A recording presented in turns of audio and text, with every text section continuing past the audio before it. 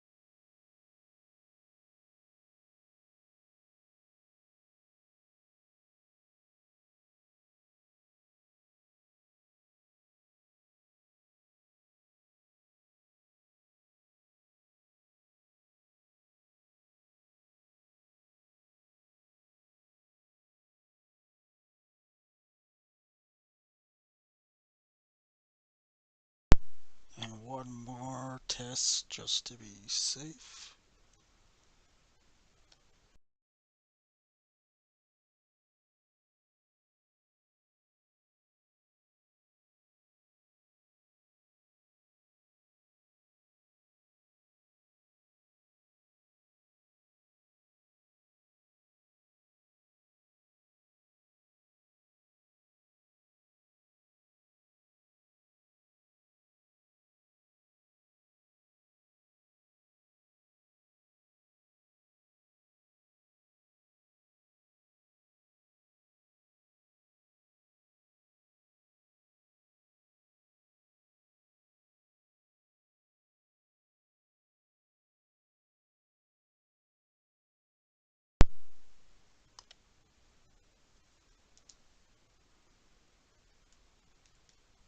Okay then.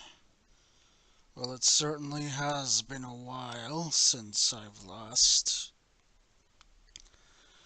made any Final Fantasy XIV content, but nonetheless, here I am. And this time, I want to sort of make a little bit of a fun guide, if you will.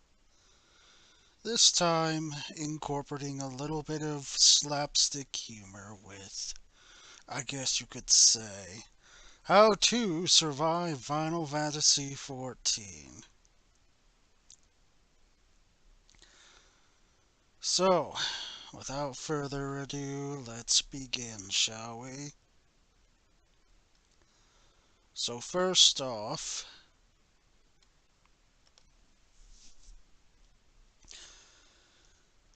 to actually survive this game, you first have to buy it. That's your first obstacle in your way. So, let's discuss that. So, first, obviously, you need money to buy things, so that's a no brainer. And if you don't have money, well, I guess borrow it, exchange it, whatever you got to do, I suppose. Then the second step, you have to decide what version of the game to buy. Yeah, I know. You heard that right. I just said it. What version? Because there's different versions you have to buy. Okay, so there's console. If you're someone who can't afford any fancy PC or whatever, I'd recommend PlayStation 5 as that's a more powerful console. Yes, I know the price tag is iffy. It's about the same as if you were to get a gaming laptop, kind of. at least a cheap gaming laptop. But PlayStation 5 works just fine for this game, and it'll probably be the most supported machine in the future of the development of this game, considering this game is getting some pretty heavy graphic overhauls in the next expansion, so you're definitely going to want some sort of power to boost your gameplay. Otherwise, well, you might get a little bit of stuttering and glitching, which wouldn't be very fun now, would it? So, definitely PS5 if you can't afford any good gaming laptops or desktops. Now, other than that, there is a Steam version which is Steam Deck supportable. So if you want to go that route, then feel free to go that route. Just keep in mind that if you do Steam, you're gonna have to buy everything through Steam. So it's definitely not going to be super pleasant either way. And sorry, those sound effects seem a little bit louder than what I thought they'd be, so I'm gonna just turn that down.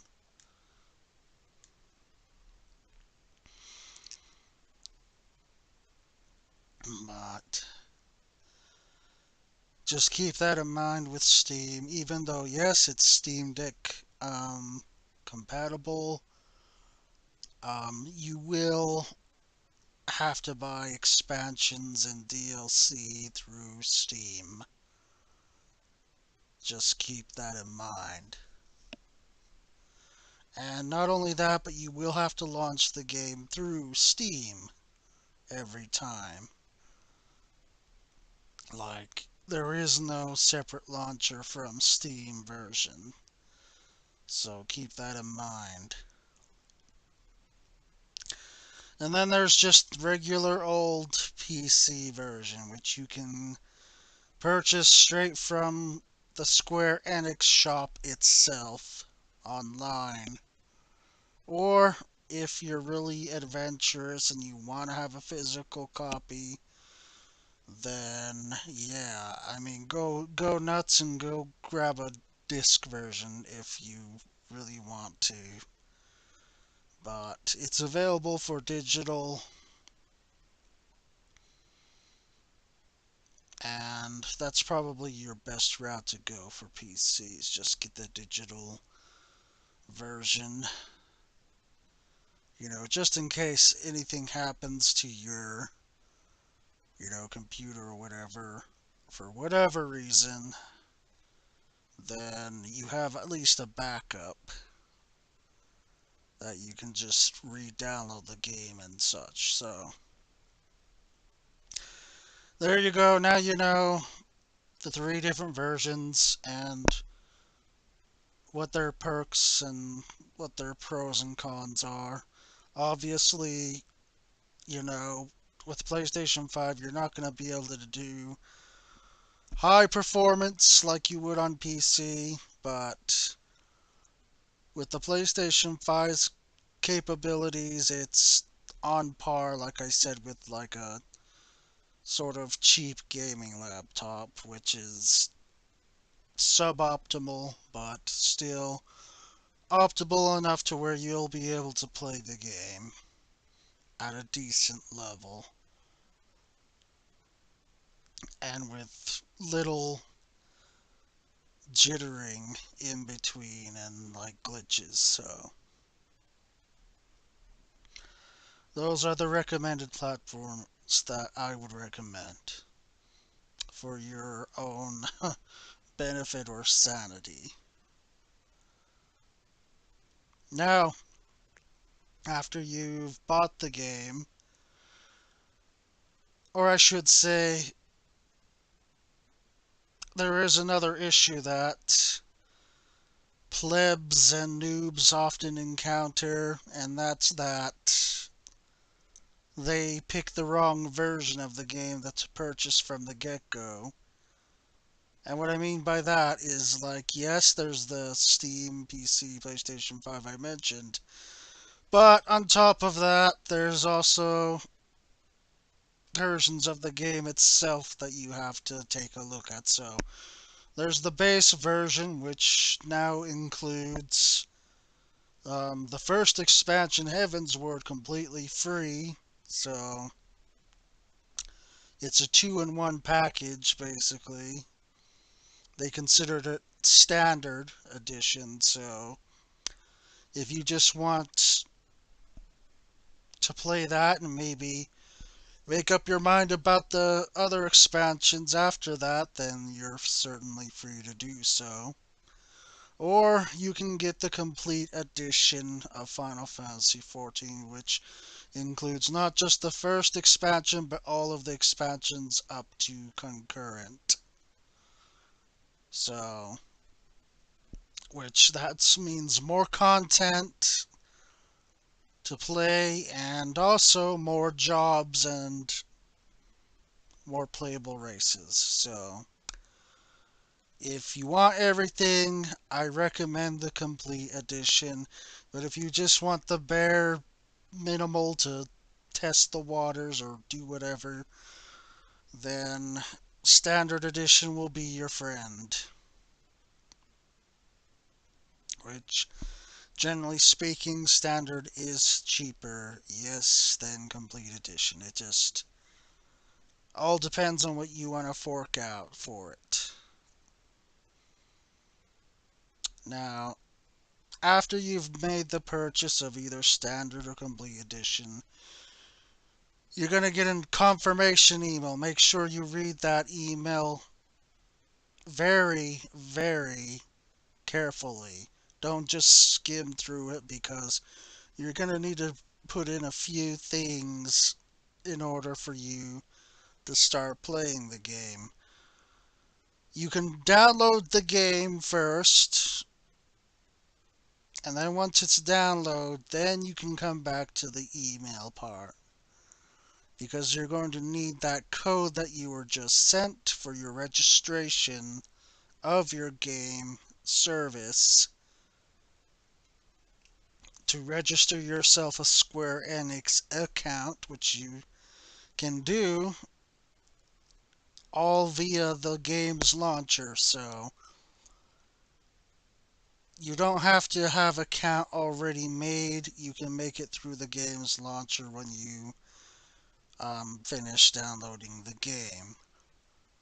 Or if you really want to get ahead of the curve, then go ahead and make a Square Enix account.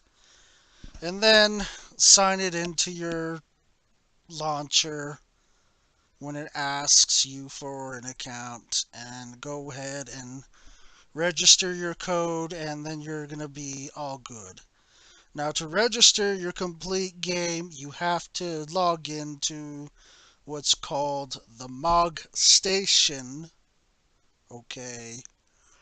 This is an official website run by Final Fantasy XIV itself, so make sure you get that signed up after you have your Square Enix account registered and your game registered, because you're going to enter your registration code into this MOG Station website, which there's a navigation for that easily. And it's really not too complicated. You'll see it under your account options and whatnot, and you'll just click on the options to go to, register codes. Okay. There will be an option that exactly says that too, is to register product or redeem codes. So you're going to hit that and follow the process, and then you're going to put in your game registration code into the MOG station, and then after that, well, congratulations, you just survived the first part of Final Fantasy XIV. Now you can actually play the game itself. Good job. That's 1 star you get. Now, next is obviously going to be choosing a playable job and a playable race. So I've gone ahead and already expedited the process here, so I'm going to just use a retainer as an example to show you the playable races. Now I can't show you the jobs from here, but we can discuss that without me having to show you each individual job. So I'm just going to go ahead and choose the one I want to edit.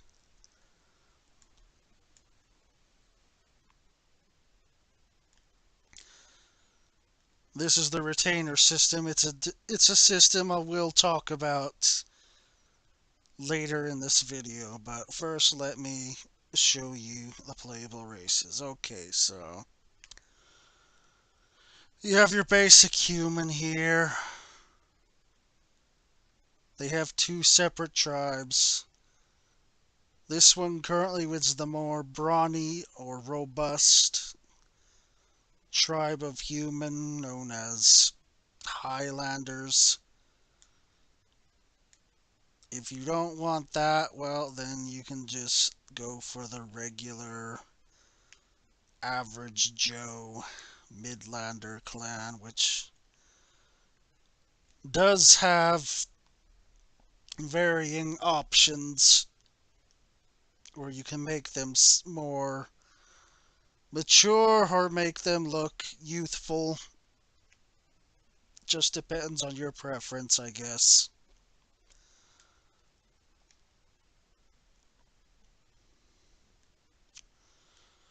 Or you can also do the Elizen, or, elves.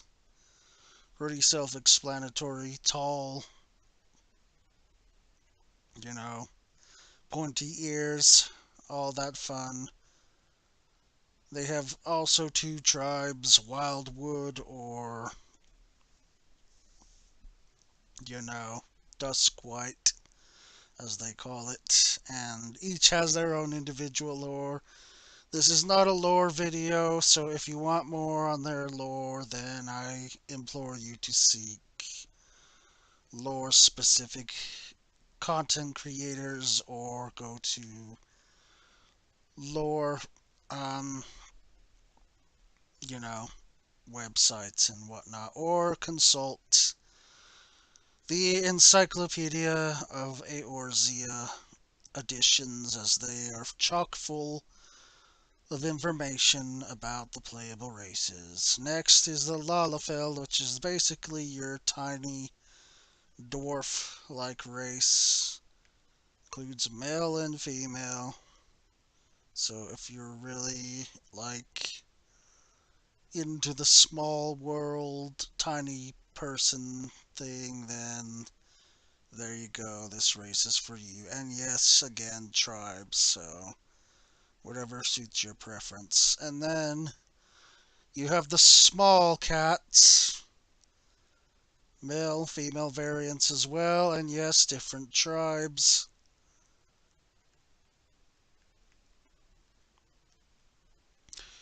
You have the giants, which also come again, female and female, male and female, and yes, tribes again. Then you have this sort of scale like dragon human hybrid race known as the Aura, or sometimes in game referred as Auri.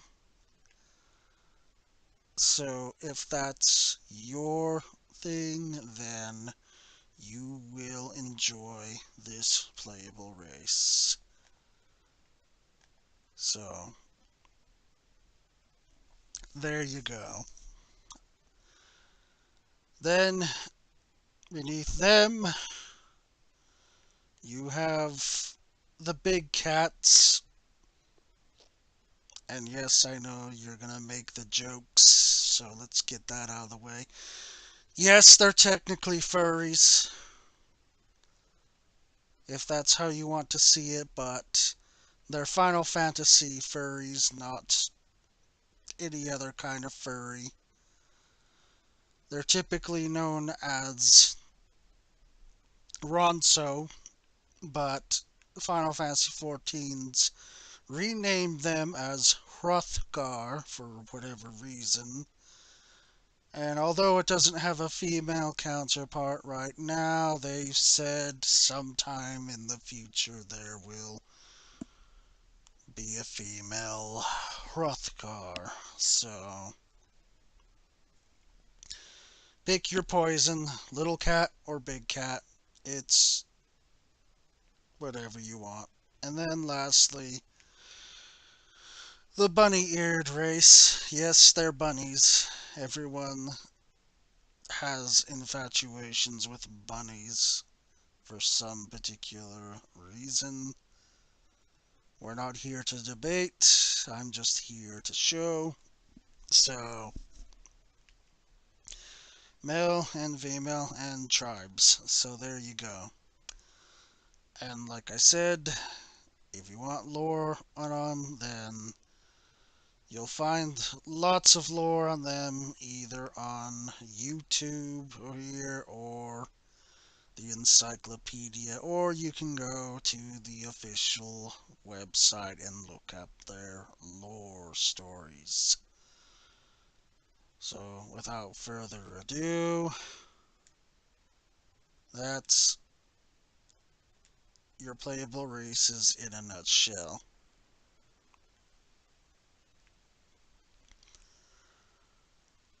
Now, as far as jobs or disciplines go, you have those separated as combat or, you know, the typical crafting, farming simulator jobs. So, you know, go nuts with that however you will. And then, secondly, after you've chosen a job, you'll get a starting city, which there's only three options for that. You can start yourself either in sort of a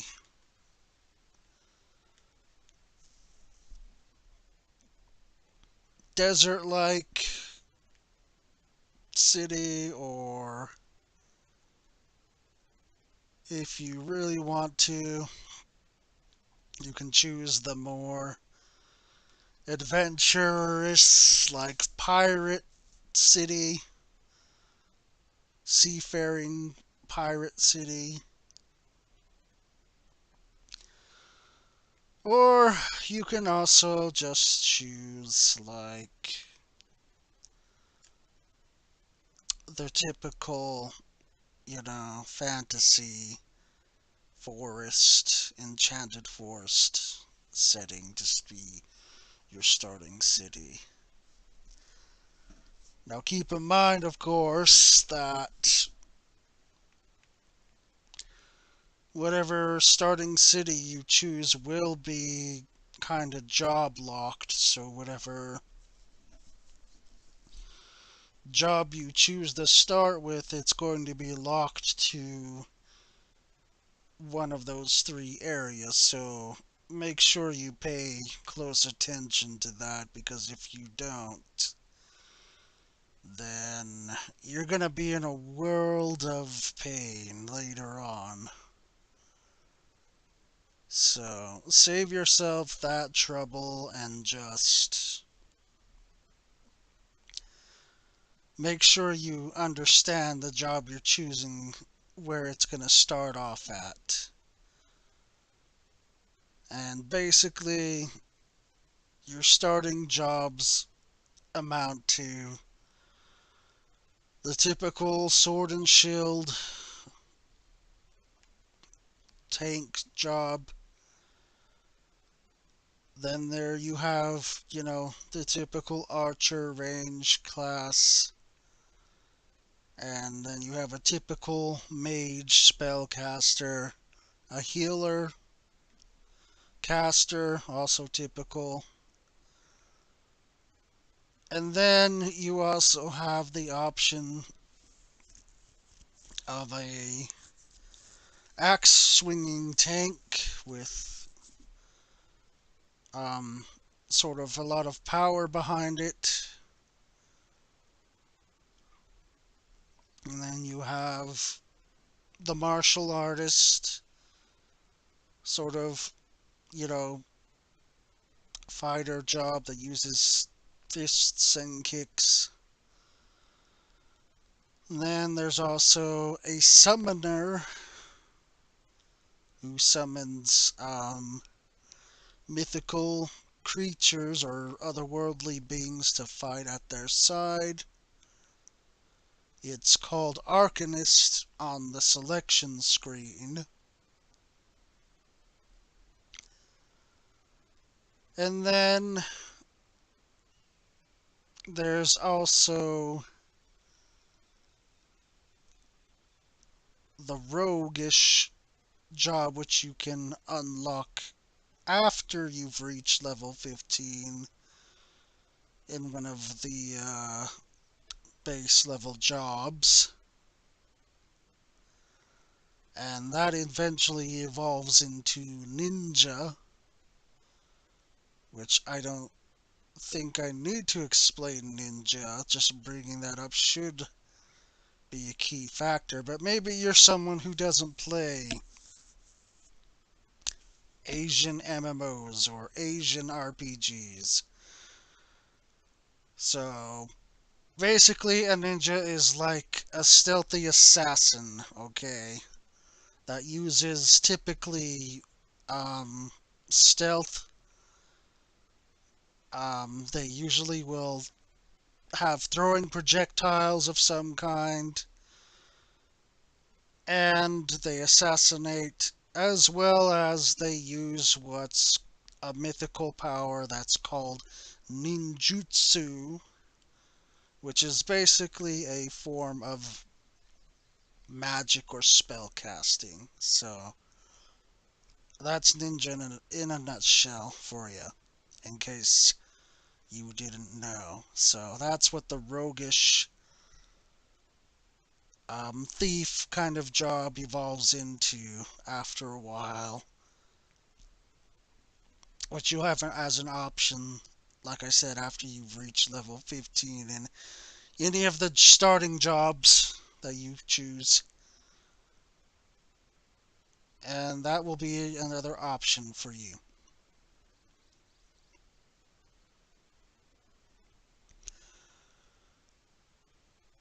Now, as for my recommendation for what you should start with, depending on your play style, so let's say you want to be a solo player, for example, okay? So, if you want to be solo playing this game, which I mean, it's an option, especially now since they're making this game a lot more approachable to solo players, more, alt and sort of solo friendly. Um, and basically, what that means is that you'll be able to do most content without needing to rely on other physical players, but you'll be able to rely on NPCs,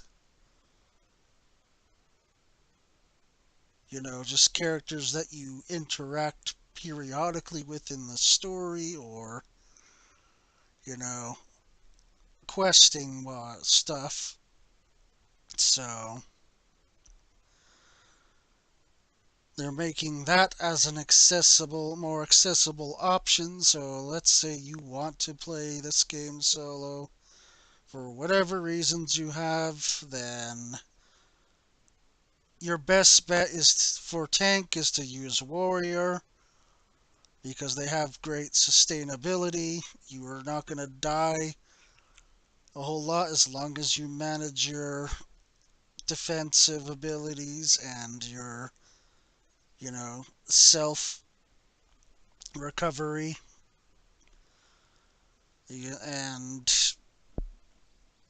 if you like to have a party of friends that are NPCs, then Summoner slash Arcanist is going to be the right job for you, because you'll basically be able to summon a pet to follow you around, plus a minion, which you get lots of them thrown at you in this game, either from side quests or main quests, or you can just outright buy them from the market system here, or buy them with cash, real cash on the cash store.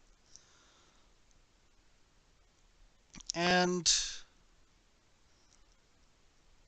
you later on get a fighting companion known as a chocobo, so that will be summonable as well. So you basically feel like you really are on your own adventure if you start off with Arcanist. So if that's your sort of flavor, then yeah, Arcanist will be your best friend for solo playing the game.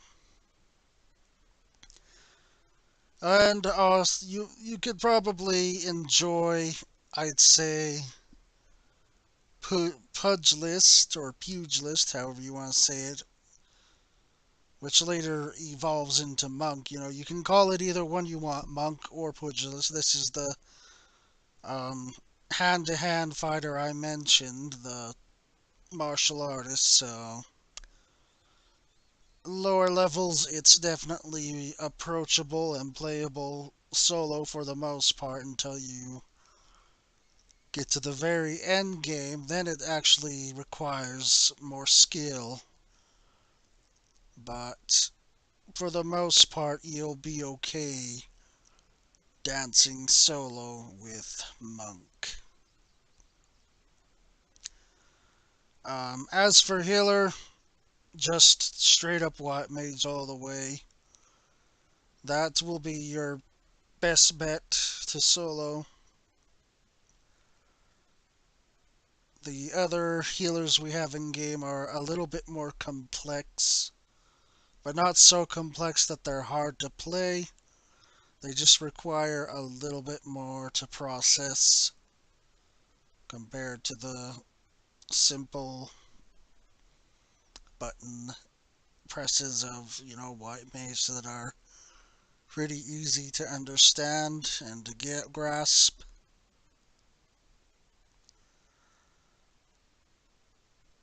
And then that's really it for if you were playing solo, but if you're gonna play this game, maybe you want to play this game with a little bit of a challenge, and maybe you want to go hard, then I guess any of the other jobs would be your allies. And as you push through story progression, you're going to unlock the other jobs, which basically, first expansion, once you get to that point, you'll unlock a great sword user, a sort of stargazer healer, they call it astrologian, and a techno steampunk, I guess, sort of job, DPS job, which is known as the machinist.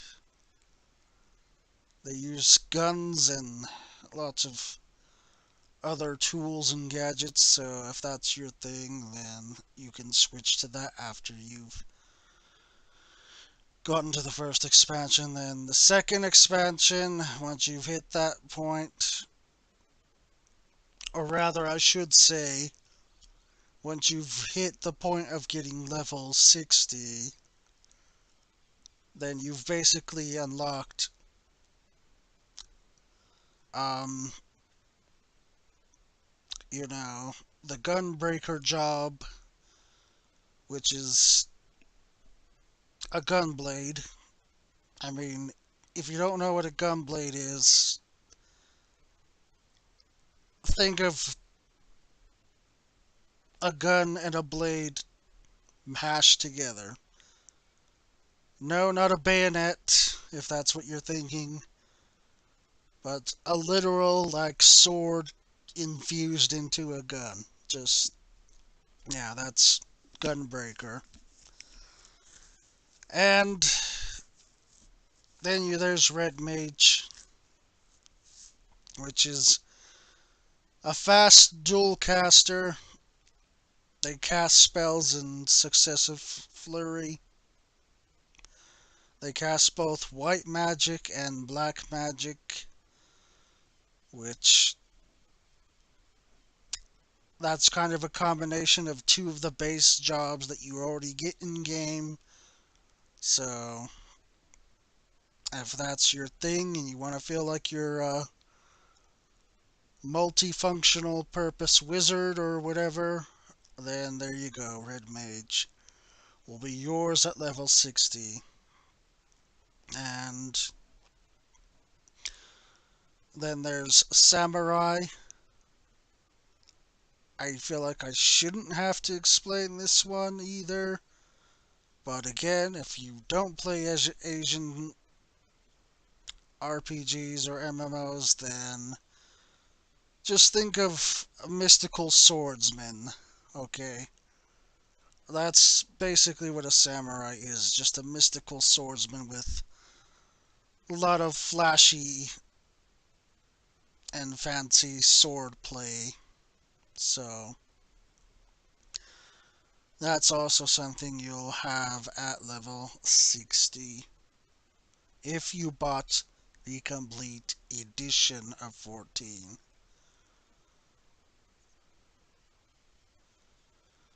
Now, after that, once you've hit 70 and beyond, then you'll unlock Dancer, which is as the name implies, a dancer, but your weapon is a chakram, which, if you don't know what that is, it's basically like a throwing disc. So that's basically what the dancer utilizes as a weapon as they quote unquote dance. So have fun with that. And then unlock another healer. This is called Sage. And they use a sort of a mechanical esque sort of weapon that's kind of acts autonomously in a way, and it like shoots these laser beams. So, and if you're a fan of like Gundam series, I guess this will be something that's up your alley.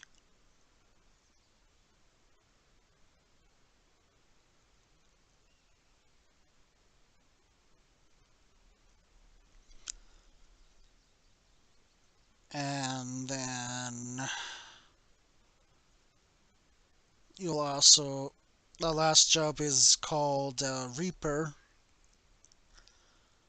which, I mean, really, that's also self-explanatory. It means you're going to be using a scythe-like weapon, and this job's kind of similar to Summoner in a way where you actually summon another otherworldly being at your side to fight,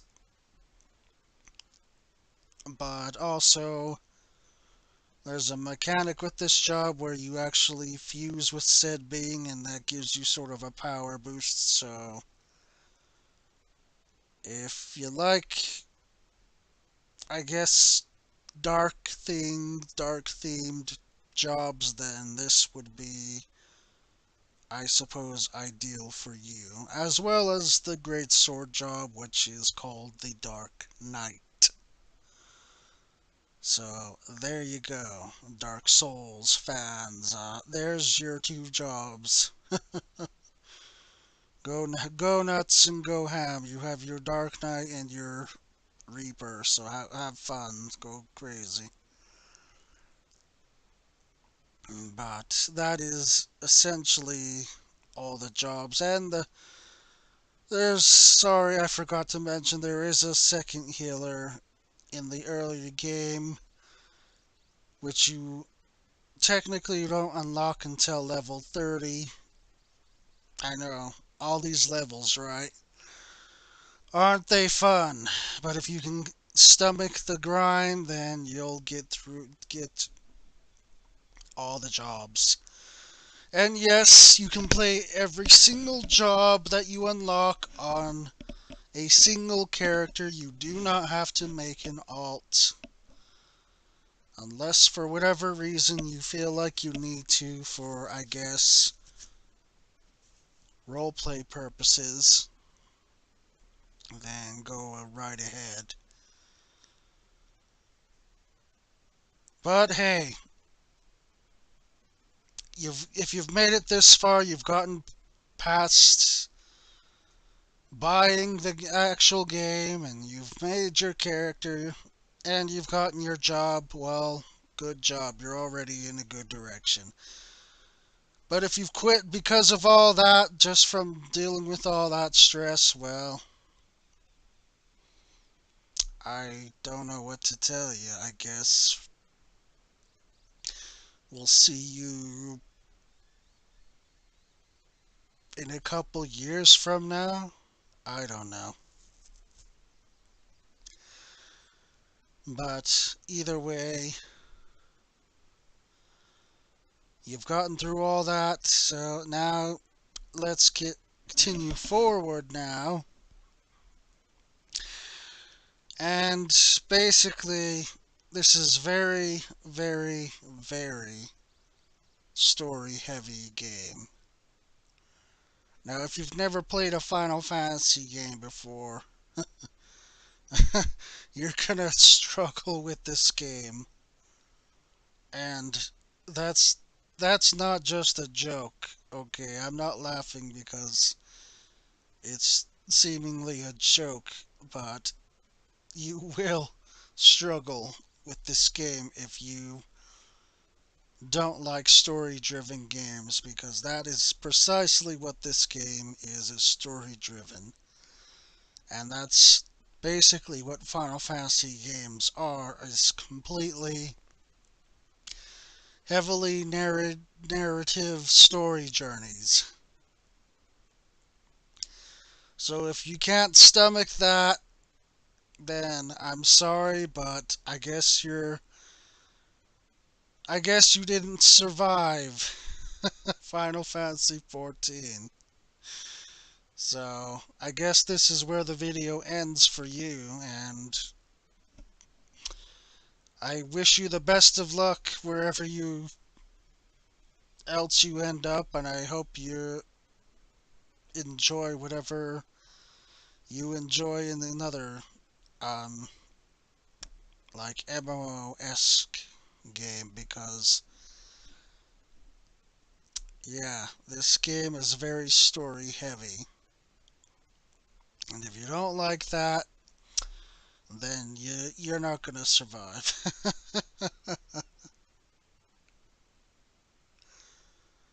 But since this is a survival guide, let me give you some pointers anyway before you click off the video.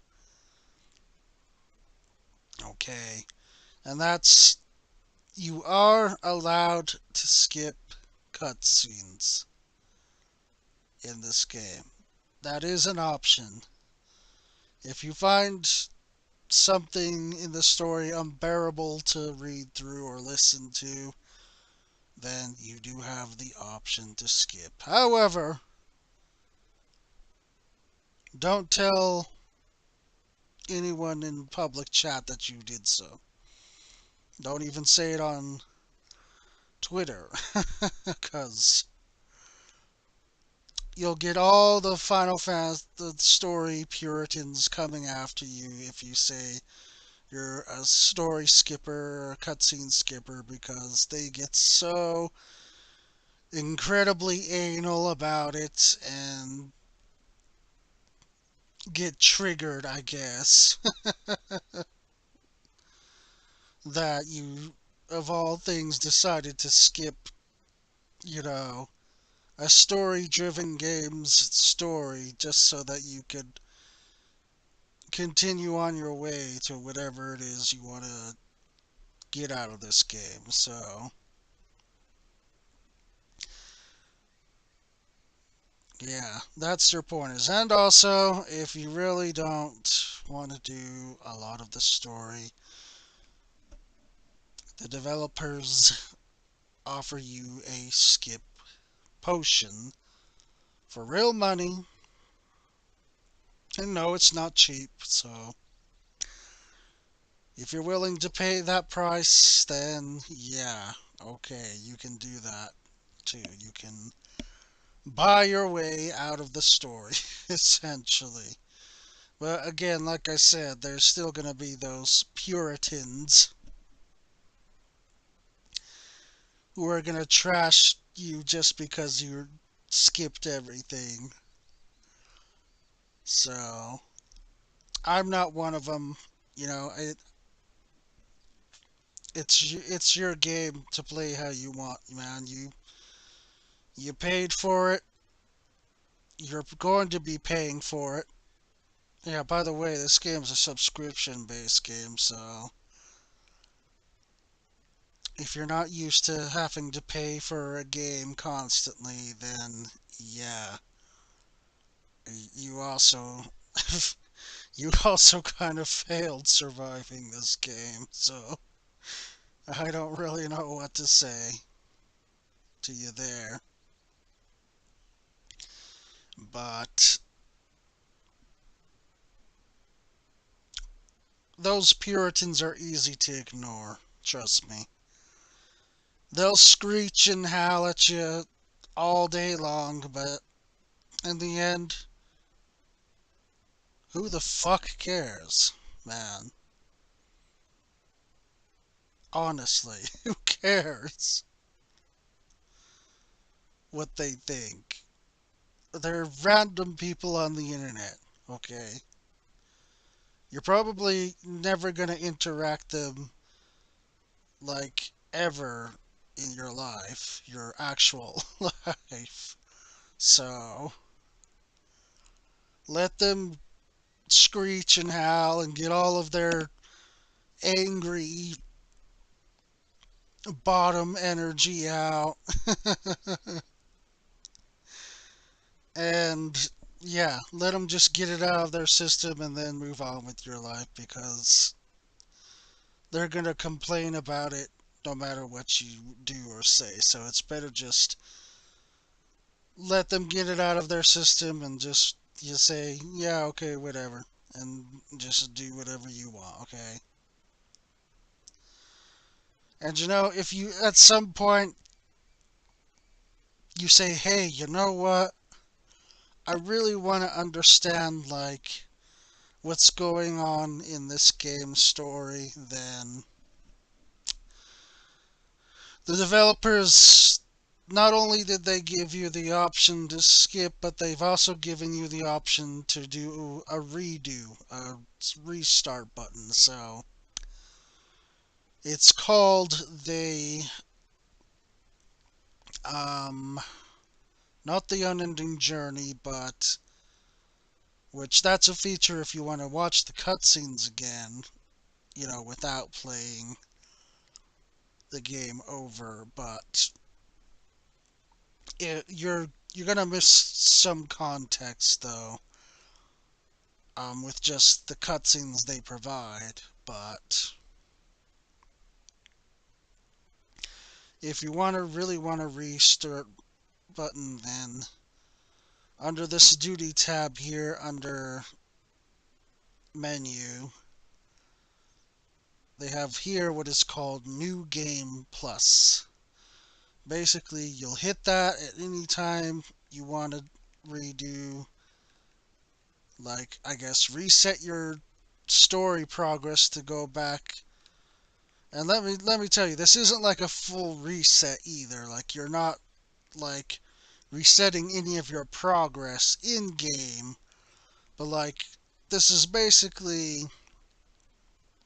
a feature where you can replay basically um, story related content as if you're like, it's brand new or whatever to you. And like you don't lose anything. So put that fear to rest. You don't lose anything from doing this. It's strictly just so that, if you skipped everything to get to the end game and found that you were either dissatisfied with what was at the end, or you were satisfied, you got done what you wanted to do, but now you don't know what else to do, well, here you go. New Game Plus is available to you. You can essentially go back to everything that you skipped and really just kind of immerse yourself into the world of the game itself, if that's a path you choose. So, don't worry about skipping, basically. If that's your choice, that's your choice. You man, go. You do you, and if some point later on you decide, hey, maybe I do want to, see what this story's all about, see what all these random NPC characters that are appearing in my game are about, because you can't skip everything.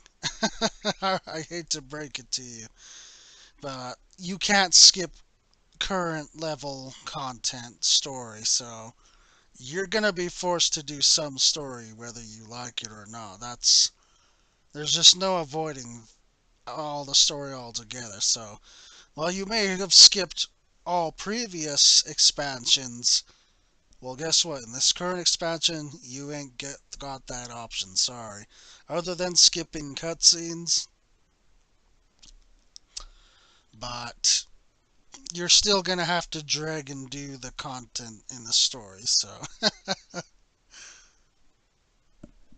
you might as well, make your hard decision there. Like I said, whether or not a story driven game is for you or not. And if it's not, well, you didn't survive Final Fantasy XIV.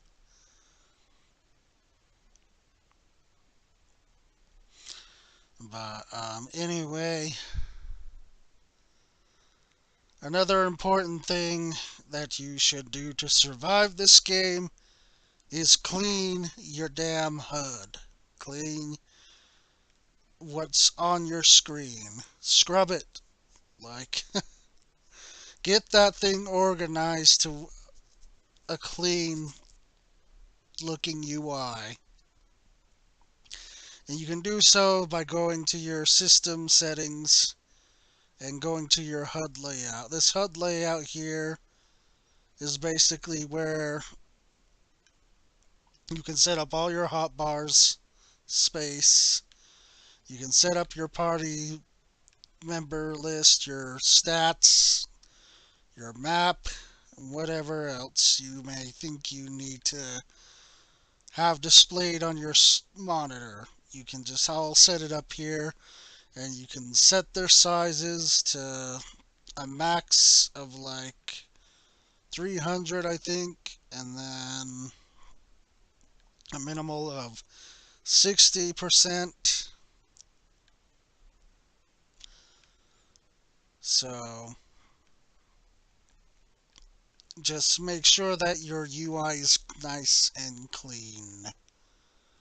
Now, for the purpose of this video, of course,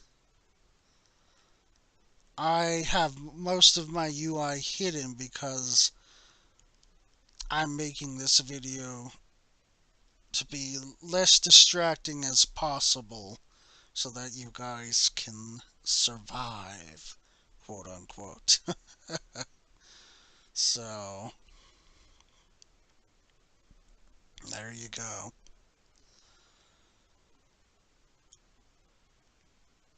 But, yes, if you want to survive this game, for the life of you, please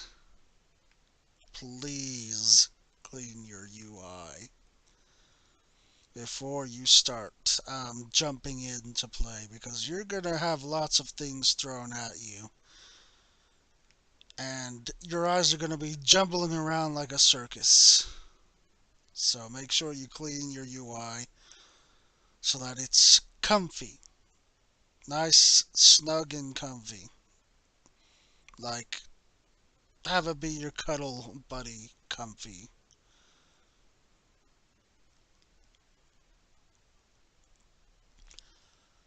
And you will have a good experience and a good time. Now, aside from that,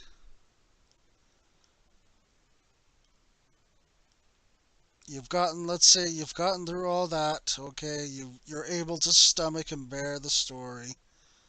Or not, or you skipped it all and you just got whatever you wanted at the end. So now you can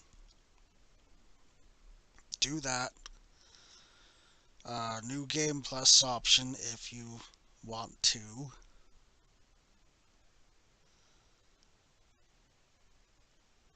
Now, we can talk about a few other things. Now, retainers, okay. I showed those at the beginning of this video, so if you go back, you know, a little ways at the start, you saw that I went to this thing called a retainer advocate. Now, basically, retainer is basically like your storage. Okay, they handle. They're an NPC that handles carrying your excess baggage. Basically, you only get two of them. Okay, for free. Two of them for free. If you decide you need more at a later date, then that's a paid option. And yeah, I know it's not the best thing in the world having pay for extra storage, but the devs understand that frustration, so they've kind of alleviated some of that. They added this little thing here called the Chocobo Saddlebag, which offers you like 2 extra pages worth of inventory for free, or not entirely free, I should say, but it's included with your monthly subscription that you pay. And there's also a thing that's called a glamour dresser, which you can find in rooms, specifically only in rooms, by the way. You can't find them in a player's house or your free company's guild house, for example, because they haven't implemented that option yet because they're um, hesitant on the instant server stress. which that's a no entirely different issue completely, which we'll get to here. Um, but as far as inventory goes, the Glamour Dresser allows you to store your clothing items, your armors items that you um, may want to save for if you want to level up another job, because some jobs do share gear. Like, for example, my main job in this game, Samurai, shares gear with the monk job. So if I wanted to save my higher level gear, for example, that's not Samurai restricted, by the way. There are certain gears that are only specifically for the job you're on, but everything else is essentially shared. But for example, my samurai gear being shared with monks, say I get a higher level dungeon drop that I don't need anymore after I've hit cap, then I can throw that into this glamour dresser and save it for my monk if I decide to level my monk at a future point in time. So the glamour dresser can work that way. Or if you have cosmetic items that you feel like you're going to use often or use repeatedly in the future, then. And what I mean by cosmetic items is basically like this outfit I'm wearing right now. This coat um, is a cosmetic item. If you're gonna say, like, glamour this over, like, and glamour, think of glamour as like changing the appearance of an equipped piece of gear. And yes, I know if you're a World of Warcraft player, you guys call that the transmog. It's essentially the same thing here. Is you're taking the current view of a gear and replacing it with another piece of gears, and that's basically what glamour is in Final Fantasy XIV. Is you're taking a piece of gear you don't like the look of and replacing it with the appearance. Okay, not the actual gear piece itself, but the appearance of a piece of gear that you really like the look of. So, like I said, this coat I'm wearing is a cosmetic item that you can glamour over gear and stuff, but you can store these pieces of gear within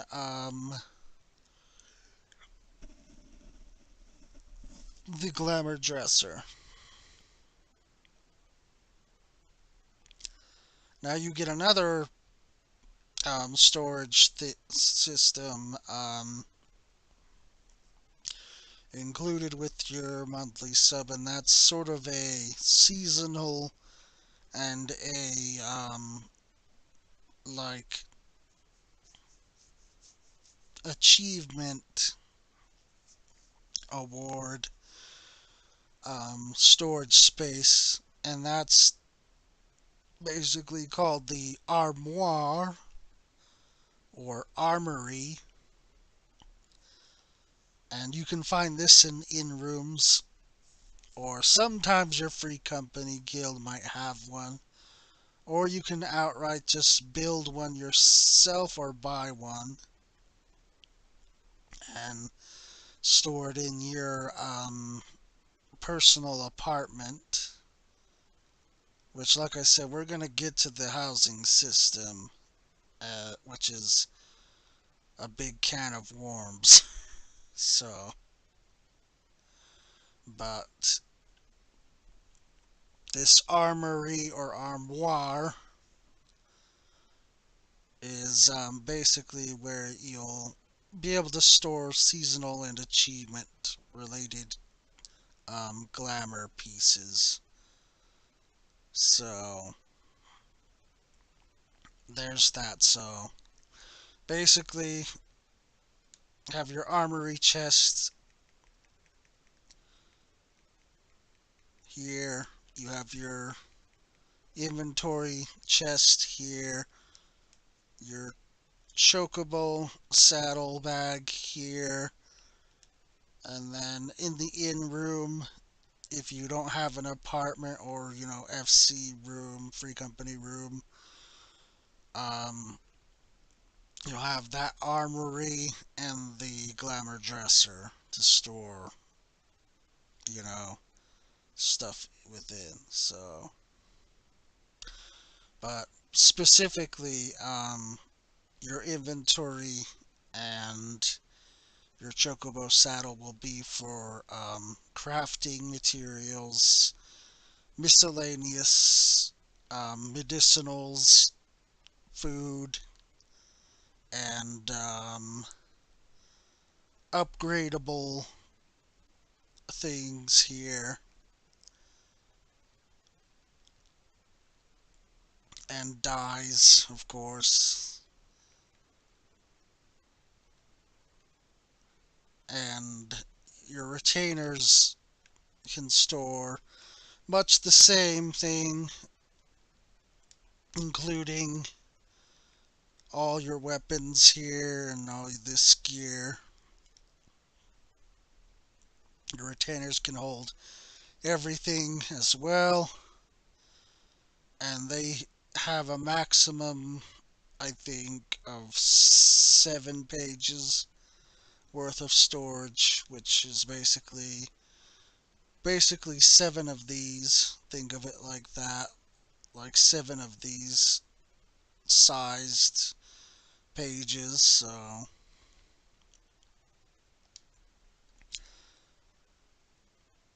you basically should have more than enough storage just by paying your normal subscription fee without having to spend extra cash. But unfortunately, if you're someone like me who's been playing this game for a long ass time, then sadly it isn't enough. It will never be enough. That's the cruel reality of it until the game developers themselves decide to put a permanent solution where basically they put a hard cap on things that you can own. Basically, like if you already have a piece of gear somewhere in one of your inventories, then you can't get that gear piece again, basically. Unless they do that, then yeah, inventory is just gonna continuously be a problem. And not only that, but they just keep adding like new items like every single patch and like every expansion. So that's really not helping the situation with us players who've been around for extremely long time. So it's a never-ending cycle, a vicious cycle. But if you're new, then yeah, you have more than enough storage space to get you by for, you know, At least until you get to the current expansion. Then you might have to compromise and sacrifice a few things.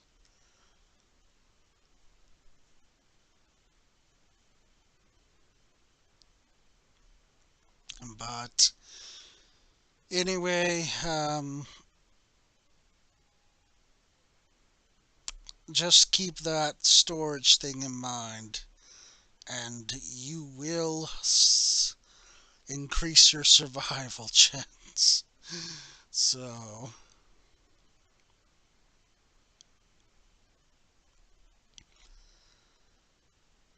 and then let's see. We're approaching now the end game stuff. So, if you survived buying the game, you've survived the story, and you've survived the subscription fee model, and subscribe. You've survived the UI clutter and the inventory clutter, then you're already in a pretty good spot to survive basically what types of endgame there are in Final Fantasy XIV. So there's numerous types of endgame, no matter what anyone says. So yeah, take what big game content creators say with a grain of salt on what they consider as true endgame, because the very definition applies to more than one category and more than one group, essentially. Like, don't let them try to twist your view of thinking of what endgame in 14 is, because essentially they're just stand on ceremony for their audience. Basically, they're over generalizing and over hyping one specific type of piece because that's what their audience likes. Okay, their audience likes that dribble, that spewing of whatever it is they like to spoon feed their audience. Okay, they eat that shit up for breakfast. Like, that's their daily bread and butter, is just seeing their big game hunter content creator. That's what they thrive off of, is just them mauling and screaming and, or you know, jumping up and down excitedly over one singular type of end game. Okay, but that's not the case here in Final Fantasy XIV. I will be honest with you, okay? Honesty is not something, by the way, most big game content creators have, by the way, in case you haven't noticed. Like, I'm not afraid to throw the shade around, okay? I may be small, but at least I know where I stand, okay? I'm not a shill, I'm not a corporate lapdog. I'm gonna give you guys honest opinions, because you know what? I do this for fun. I do this because I want to. No one's paying me to pay lip service.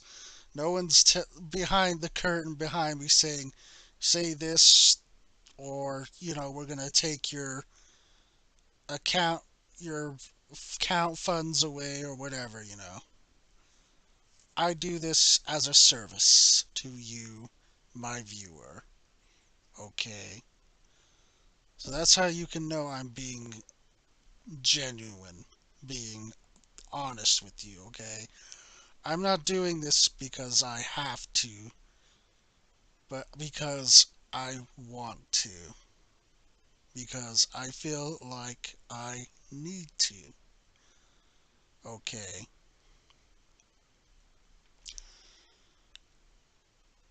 So I just wanted to make sure I clarify that with you, okay, before we talk about the different differing types of endgame.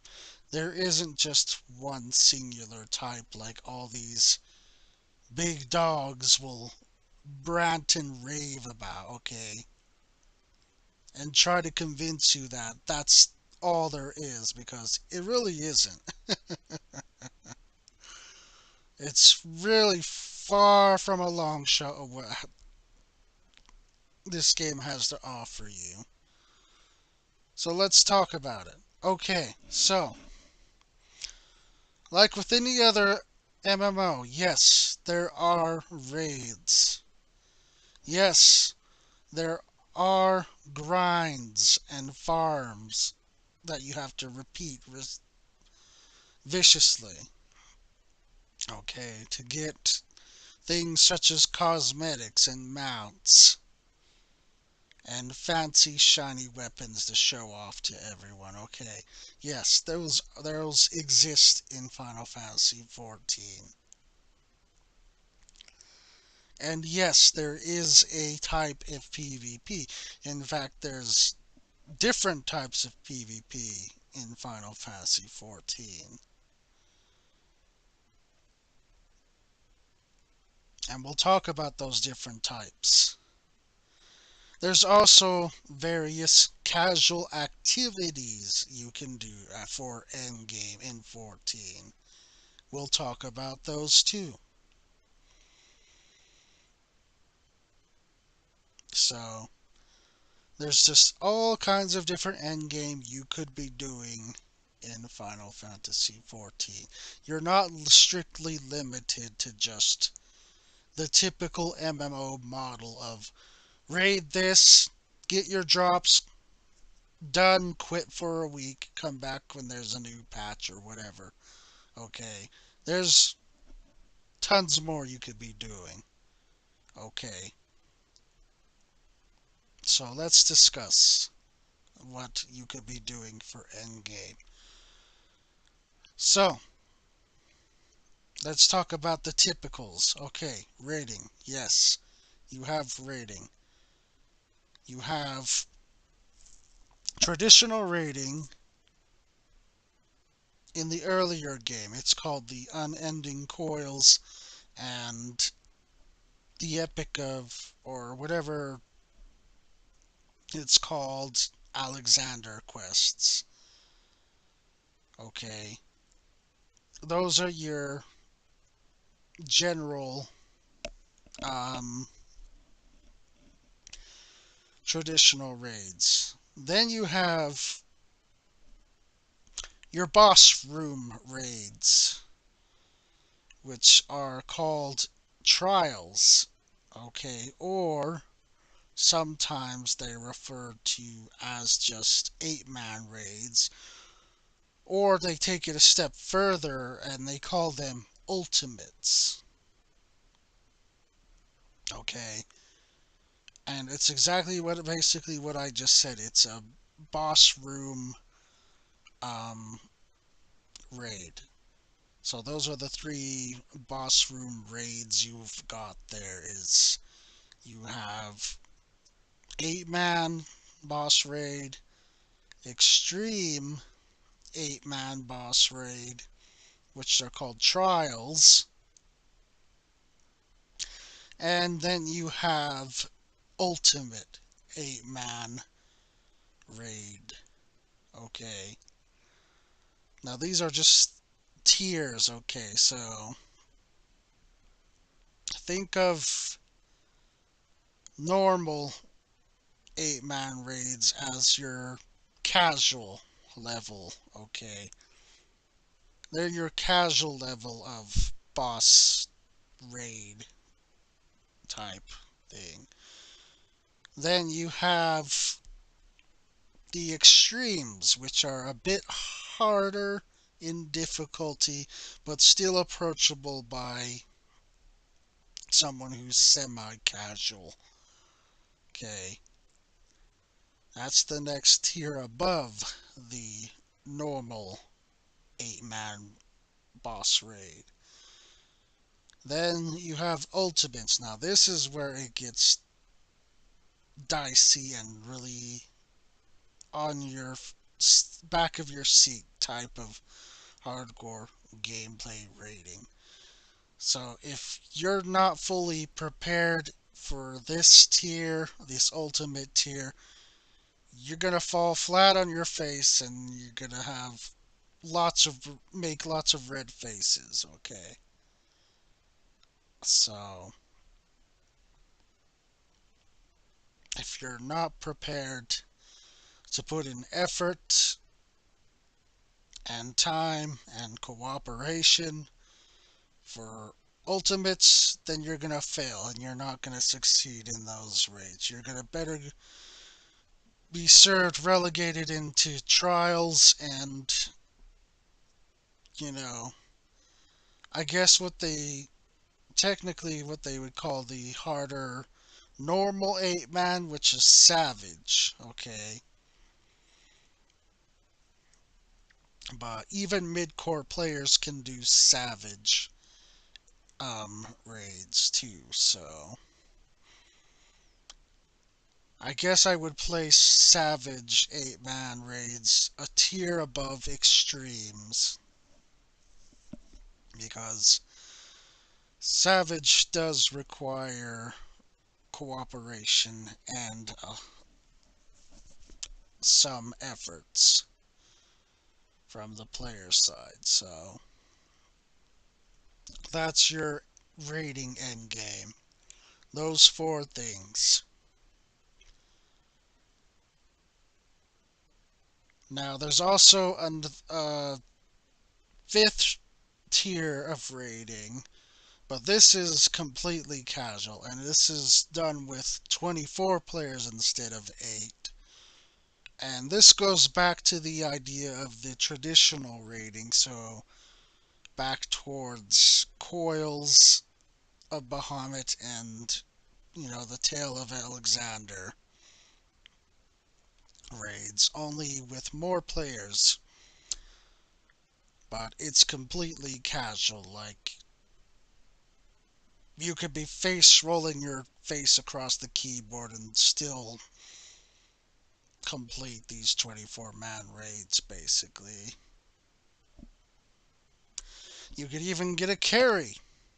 Like, you could die, and healer doesn't decide to raise you for whatever reasons. And you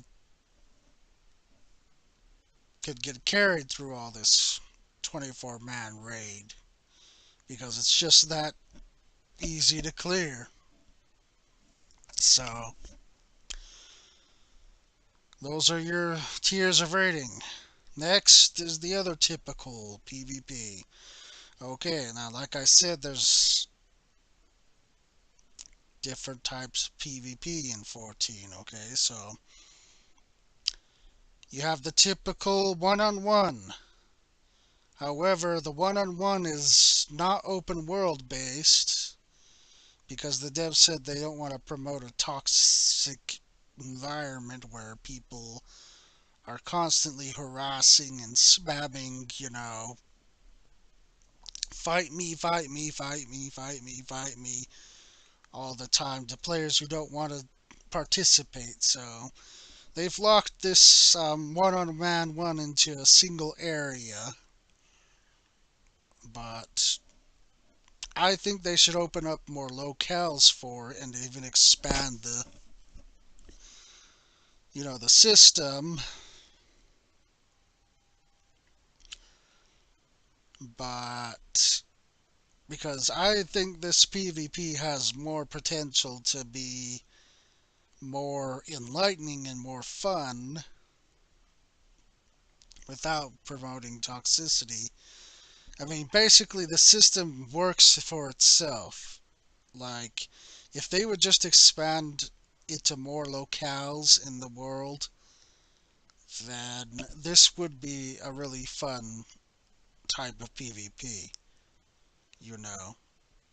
Basically, it's an opt-in PvP option where basically you have to approach someone, highlight their character, and then select challenge to duel. But this person, they can decline, okay? So if they don't want to duel you, they can say, no, I don't want to duel you. And then it cancels that duel request, basically. And if that person tries to escalate or bully the person into dueling them, well, guess what? That person's going to get slapped with a suspension of their account because they're harassing at that point. So, the devs have already made this feature work. So, I have no understanding of why they're not increasing the locales for it. Like, especially, I've heard from a lot of, players that have come over from specifically World of Warcraft say, hey, they like this type of PvP. They want more of it. They want it expanded. And I agree with them as a Final Fantasy player. I agree with them. I want this system to be expanded upon. So the devs should really, take in consideration adding on to this. But unfortunately, it's just limited. But it is there if you're a fan of the one-on-one duel systems. Next is a sort of teams of 4 against 4, which is called Crystal Conflict. Basically, in this mode, you have 4 players, and their goal is to push what this object that's a crystal into the other side of the enemy's camp in order to win the match.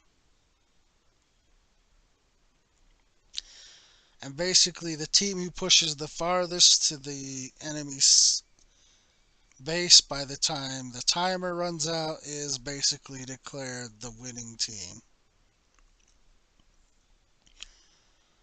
And there's that.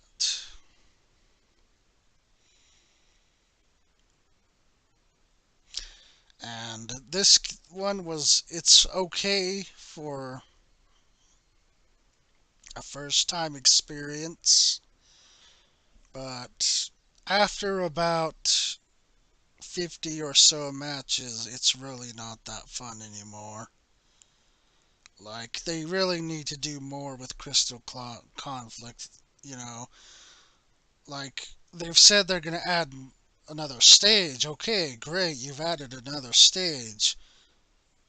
But what are you going to do about all these other stages that you're going to constantly throw at us in a rotation, you know?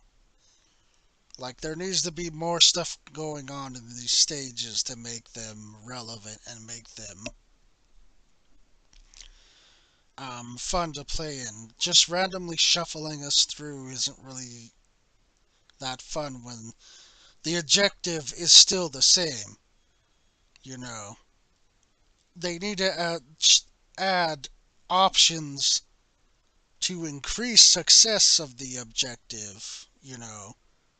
Like, there needs to be more environmental hazards. Like, they've added like a few. They have added like one option per stage, basically, as environmental hazard, which affects both teams. They need to add more of those if they're gonna keep this PvP relevant, because otherwise, we're gonna end up with another scenario like what happened with this older version of PvP, which they used to call the Feast, which was very similar to Crystal Conflict in some ways.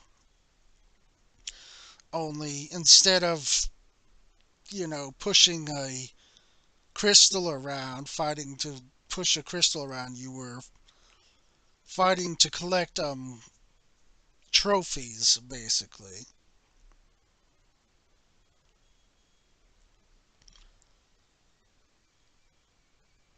So, but basically, that's the second option of PvP. Now, the last option is called Frontlines, and the Frontlines is, I guess, sort of more dynamic, but the skill level is really lower compared to the other two. Like, Frontlines is, I guess, essentially your casual PvP with minimal effort required to win, which is, in my opinion, kind of sad because Frontlines can be really fun if you have people who actually try. When you don't have people who actually try, then it gets really frustrating, especially when you're trying to work towards earning something like an achievement or something, and said achievement requires victories, not losses. Like, the devs need to really find a middle ground in Frontlines, or they need to completely just remove achievements altogether from Frontline. Because I'll tell you, player skill has nothing to do with laziness. Okay. There are some players in this mode who are just straight up lazy as all hell. Like, they expect to carry. They won't even like fight. They'll sit their character to follow like some random person and or group. Or they'll cheat. They'll use a bot to take their place of their control while they just sit and sip their coffee or whatever beverage and put on a Netflix on their phone or whatever or another screen while they wait for the match to end or whatever. Then they'll queue up and do the same thing all over again. Like, it is ridiculous. And part of that also ties into because the incentives that they've had to force on players to make players want to be enticed to actually put in effort. You know, they've tried putting in the tombstones that you get to gear up at endgame. Well, that fell flat, and the queue times started to rise up higher. So, the next thing they tried was experience points. Well, of course, people will want to grind out experience points if they can level faster. So but that again, that encourages laziness, and it makes people not try. So the achievements are worthless in a sense in PvP, in this frontline PvP. So they either need to erase them completely, or they need to drop the required amount of ratio amount between these, because it is seriously a problem that they have neglected for so very long with Frontlines. Anyway, personal gripe aside, um, you have four different Frontlines right now.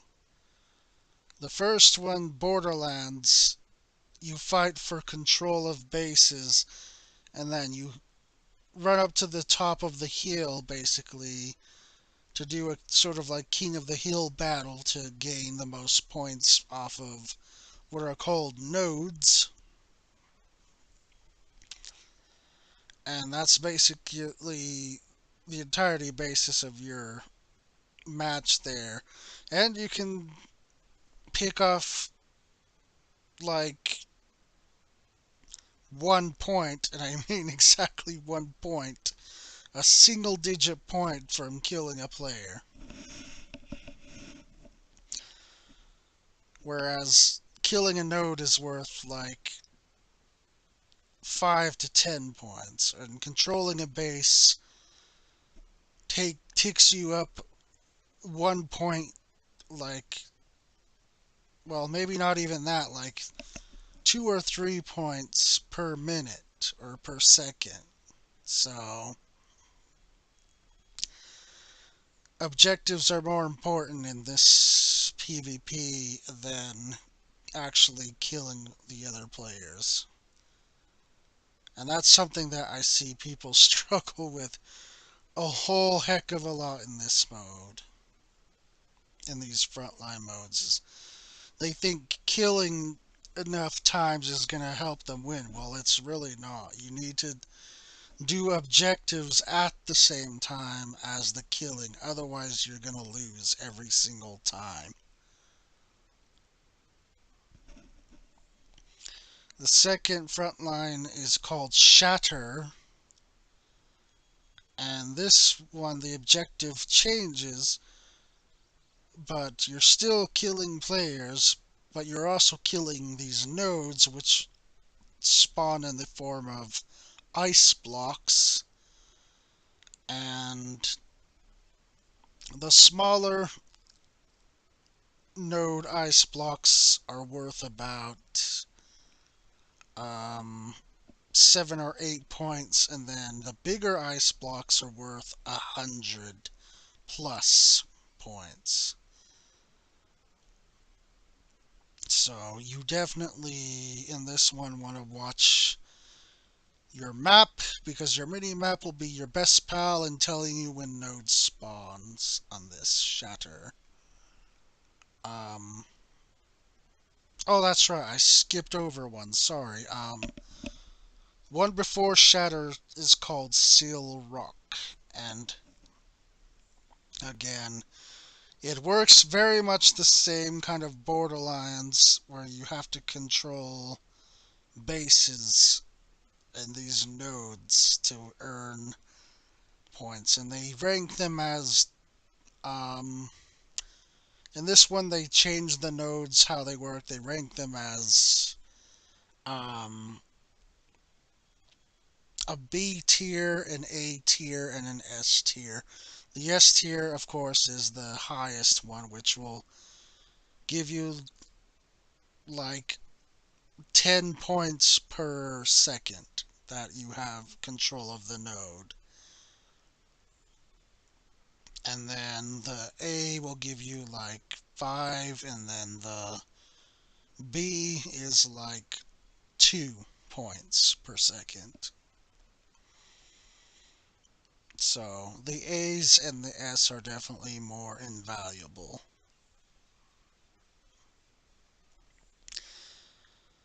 And then this concept is repeated again in the final frontline, which is called um, it's really fancy name, like Danshig Nama Nadam something. You know, it's a really crazy name.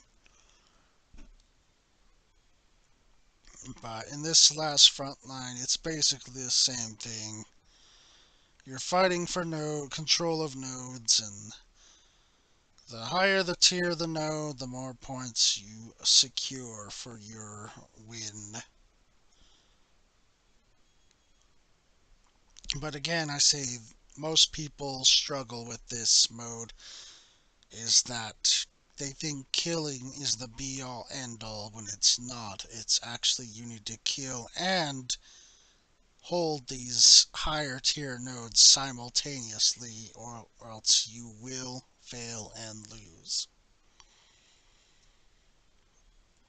But again, I also said there's the issue of laziness, and devs encouraging the laziness, or just encouraging outright cheating by keep throwing these ridiculous incentives which should not exist. They need to they've tried these incentives and they're not working. They're failing. Okay. So then they need to remove the tomes, they need to remove the experience points. They can keep the PvP exclusive, currency, and that will help keep the achievements relevant and fair, but they can change up the rewards, okay? Like, even the most lazy mother trucker. Sorry, I'm trying to limit my profanity, okay, so I don't get super demonetized by YouTube for, you know, excessive use of profanity. But even the most lazy person will put some effort in if the reward is something they really want, okay?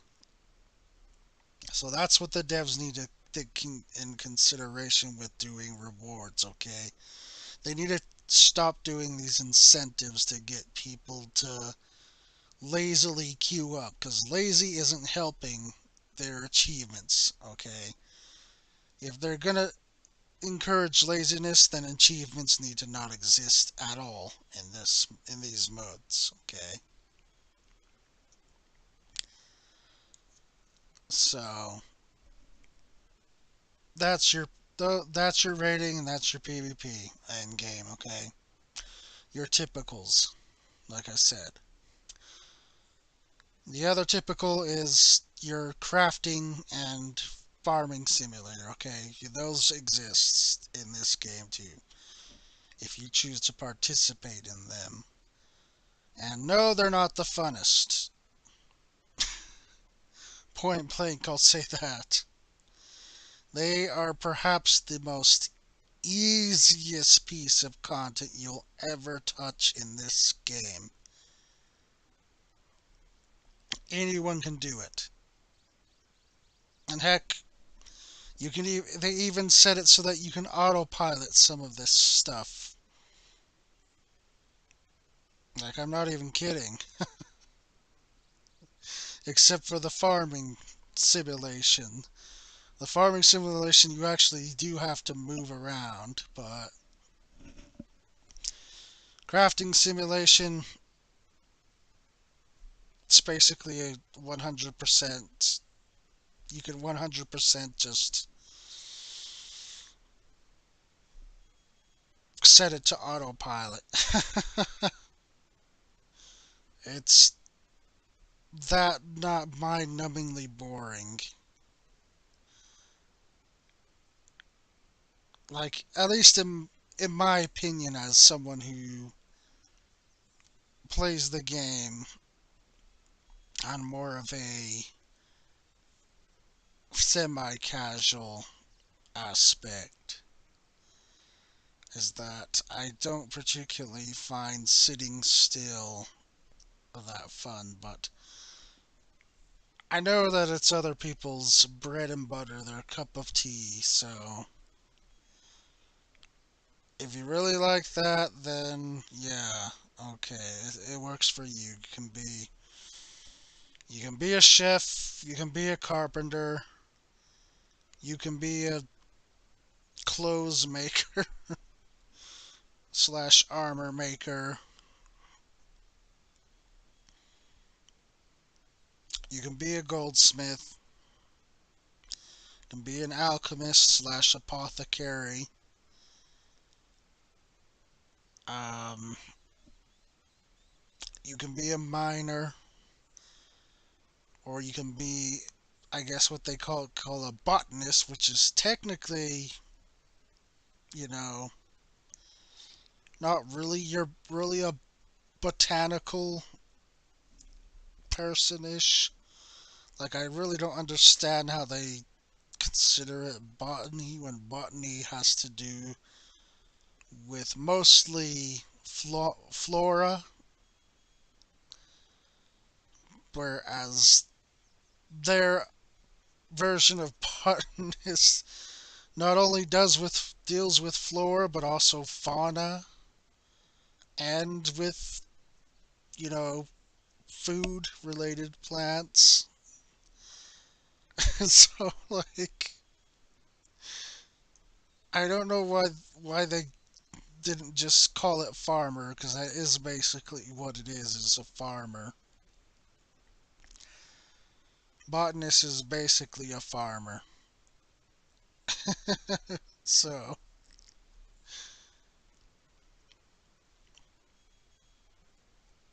that's what you have for your gathering, and then you can be a fisher. You can be a fisherman or fisherwoman if you chose to. And oh boy, people they got so sick and tired of fishing. Like they've complained so damn much about fishing being lackluster and not rewarding that the devs finally said, "Okay, fine. What if we make your fishing a mini game? Will that please you?" And they said yes. So fishing is now like a mini game, I guess. So there you go. Oh man. To make it worse, they even tried to add spear fishing, where you dive into the water and you know jab fish. That didn't even make them happy. The fishermen, fisherwoman happy. They still hated it. So yeah, there you go.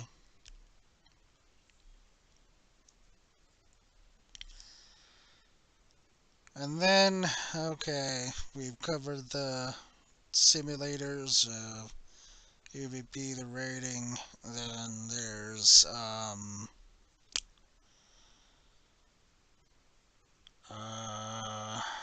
let's see, what was it? Sorry guys, I don't usually make show notes. I do this by memory. See, that's the another thing that makes a great content creator, you see, is they wing it based off of memory. Okay, they don't have to rely on a script. And I usually don't rely on a script or make notes. I'm sheer memory, baby. But glamour, that's what it is. Okay, so glamour cosmetics.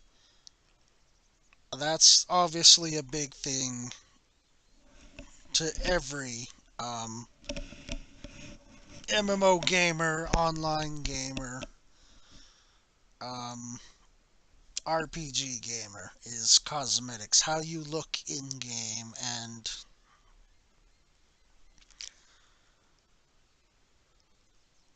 how you can change those looks. So um, I'm not gonna say 14's fashion endgame is the greatest. It's definitely not optimal, but it is okay for a subscription type MMO game. Like, they've gotten somewhat more lenient with it over time. Like, before now, um, things used to be heavily restricted based on, like, class and jobs and, like, a whole lot of other things. But over time, they've kind of lifted some of those restrictions. Like, they've made it so that you could use, like, a category of all class-based things be available to all jobs, but those are few and far between, sadly. And then, as for gender-specific clothes, they've reprogrammed some of them to work on either gender, so that's very thoughtful of them and greatly appreciated.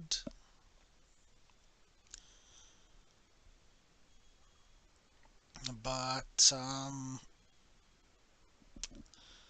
their fashion system still feels very heavily restrictive in that in order for you to glamour certain pieces of gear, you not only have to be like on the role that it's for, like DPS, but DPS are also divided into categories, which really kind of sucks.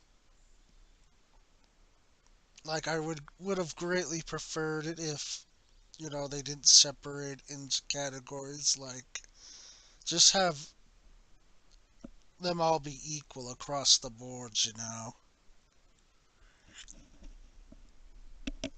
Like all the tanks and all the healers, for example, they don't have that issue that the DPS have. Like all healers share healers type gear, all tanks share all tank type gear. And even some tanks share gear with a DPS job, if you can believe that, under the maiming category. Under the maiming category, tanks share gear with like gear designs or sometimes just outright gear pieces with the Reaper job and the Dragoon job. Which that was one of the jobs I was forgetting, sorry. Dragoon is basically your Lancer, your lancing type of job, and yeah, you poke things with a stick. Or you jump from the sky and kind of spine shatter dive on them.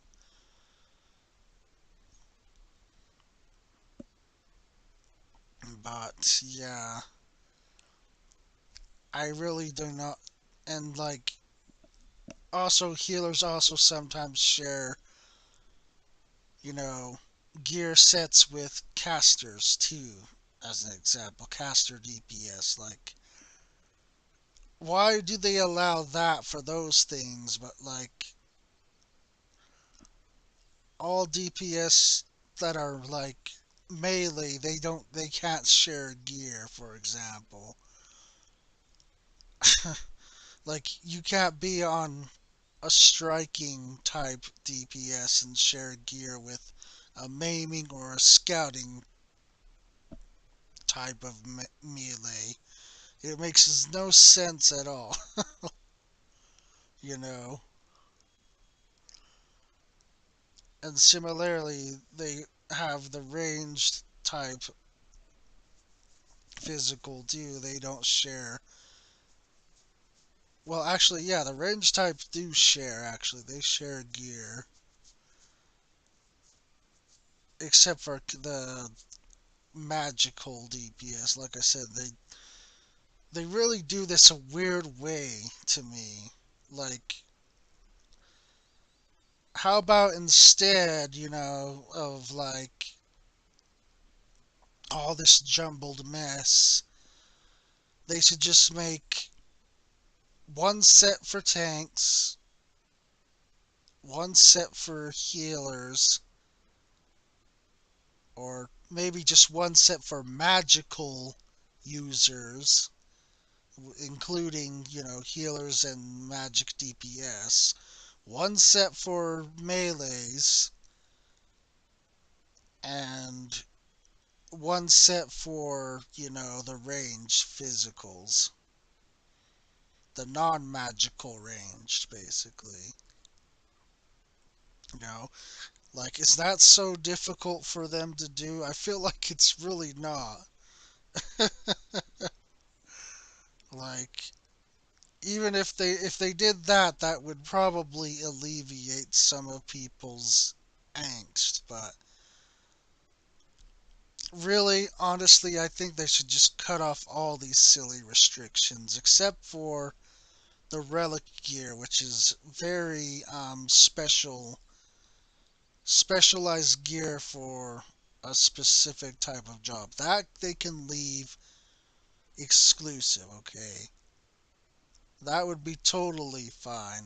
Like, sure, keep one set of gear in lieu with the theme of the job. That's perfectly fine, but every other set there's like zero reason that they should not be usable by every single character, every single job. Like, we live in an era now, like, we live in times where, like, people really don't care anymore what you look like, or what clothes you wear. Like, the mentality isn't the same as it was maybe 30 years ago or even 50 years ago. You know, we're in an ever changing society and time now where people are more accepting if you're gay or if you're lesbian or if you're, trans, although some people still have some issues with the trans. I'm not one of them. I have many trans friends and they are all terrific and lovely people. But, you know, political BS likes to spin things in a narrative to create hate and division. But that's not the purpose of the video, so let's not to think too deeply on that, yeah? But I'm just saying, okay, that we're in an age now where looks don't even matter anymore, okay? People don't care. If you want to, if you're a guy and you want to dress up in stockings and cutesy maid outfits, then yeah, go ahead, do your thing.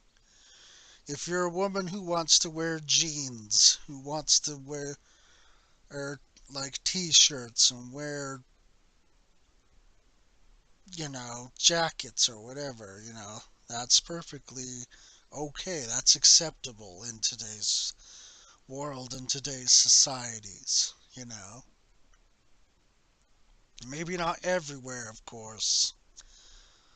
Like, I know there are still some places in the world that have not accepted, and embraced the ever-changing way of the world, but at least in a majority of civilized, um, you know, countries, they have become more accepting of who people are and who they identify as. So, Square Enix, why not make capital on that? Why not capitalize on the future instead of remaining stuck in your old arrogant ways?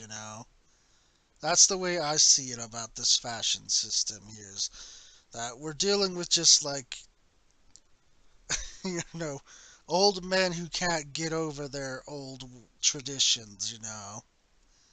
Like, they really need to just accept that the change is here, the change is now, the future is happening.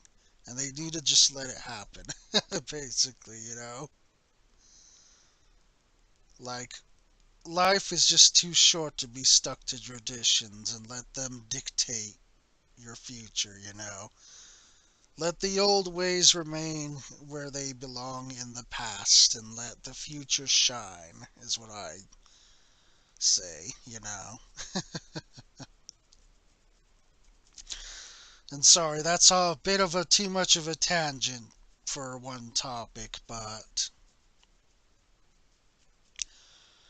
that's basically how I feel about this fashion system, is that it's just being way too restrictive when with the way, most civilized countries and stuff look at how people are and express themselves.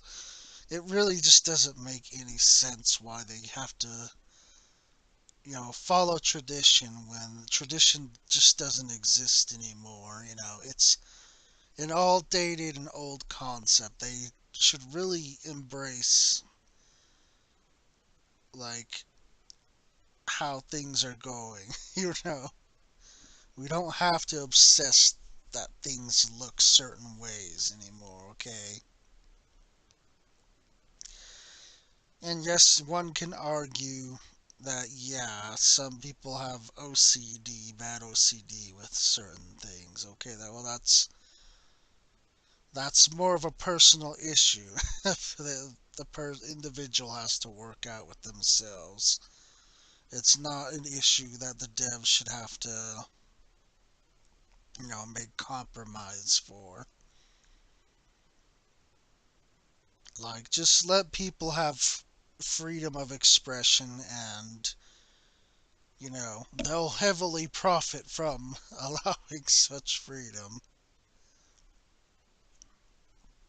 But like I said, it's not the terriblest thing in the world, this system they have right now, but it could be so much better than what it is currently.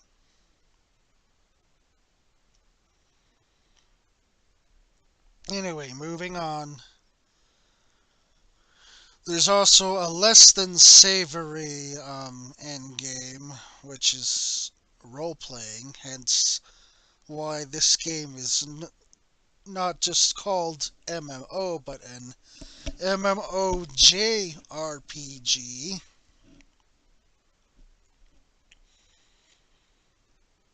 But people do frequently at endgame engage in roleplay of various kinds. And no, I'm not going to go over the various kinds of roleplay, okay? You degenerates. I know what you're all probably snickering about in the background right now. But yes, roleplay is something that the more casual base of the players in this game engage with frequently at endgame when they're bored and they've done everything. They've farmed to death themselves to half to death and they're sick of grinding and they want a break, so they'll just hang out with their guildies, their free company mates, roleplay something, or they'll host a roleplay event or nightclub thing for strictly roleplay purposes and just live it up, I guess.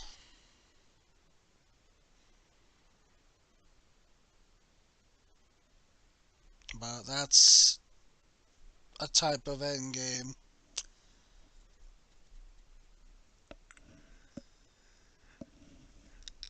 But I suggest for your own sanity that you don't dive too knee deep into the roleplay endgame, because then you're gonna end up hating yourself and probably start hating the game too. So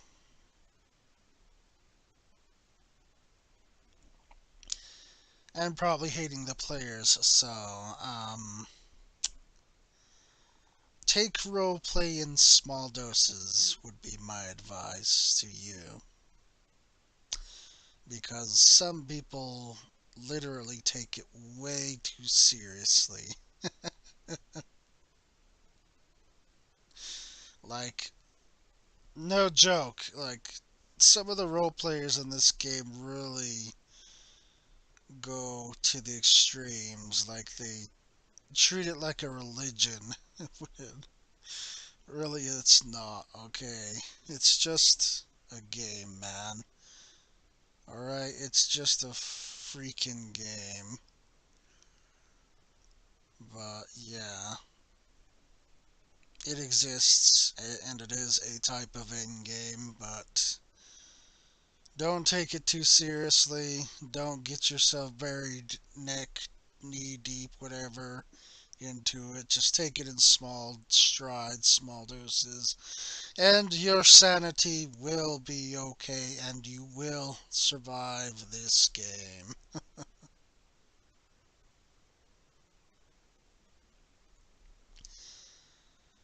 Now, the other thing, which is the most sensitive topic of this game, and I do mean that with heavy emphasis, and that's housing, player housing. I can already hear the angry tones and ready to fight or flight coming just for me bringing it up alone in this part of the video, because it is a very heated debate in 14, and it always has been since its inception, unfortunately, because it's just not, it wasn't ever greatly implemented, and it's still not being treated properly. Like, I kind of feel like whichever or devs or developer they have left in charge of housing is really not like conceptualizing what the player expectation and demand is for a housing. Like, I kind of feel like the dev responsible thinks what we want is like not like what we need or something like that. Like, I really don't understand like how this housing system can be this bad to where, you know, they're scratching their heads as to why people are still complaining.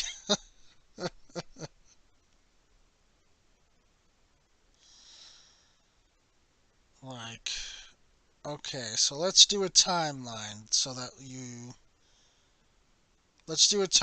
of housing, guys, okay, so that you can get the full story, okay? Originally, okay, when they first brought housing system into the game, okay, it was guilds only, free companies only, okay? So, what free company only meant back then is that basically one person would form the group, okay? They would be the head honcho, the leader, okay? And they would create the group, and then they'd bring their friends, relatives, and yada yada into the group, okay? And then when all of them pull their gill in, they could afford to buy these housing plots of land in these districts and these wards, as they call them, in game. And at the time of conceptualization, they only created three wards, that being the Goblet in Thanalan, the Mists in Lenosia, and um, shoot, I always forget this one. His name,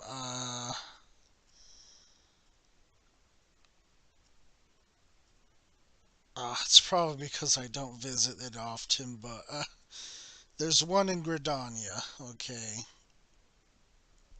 and those were the only three places that these um, guild leaders, these free company leaders, could purchase these plots of lands. And they had two sizes, only two sizes. Okay, there was mediums and larges. Okay, so the mediums could fit a decent amount of space. They had upstairs and they had basically a ground floor, an upstairs, and a downstairs. Okay, and they could only hold certain number of items. And the yards were mm, not too big. But then you have the largest where the houses are bigger and the yards are a little smaller, but could hold more stuff and more people could fit into the instance of the house. So larges were the most sought after compared to the medium houses. But though this idea was nice and all, um, unfortunately, their biggest mistake in this was that basically the free company leader and who he could incite officers were the only ones with special privileges to like decorate the halls of these houses. Like, um, if you were bringing in like new members and stuff, and they eventually become like somewhat decent friends, they wouldn't have these privileges to do certain things with the house. And some of the content at Endgame involves what was called gardening and also dyeing your chocobo friend, which is an NPC that you can travel around with, and they help you fight battles in the open map. Then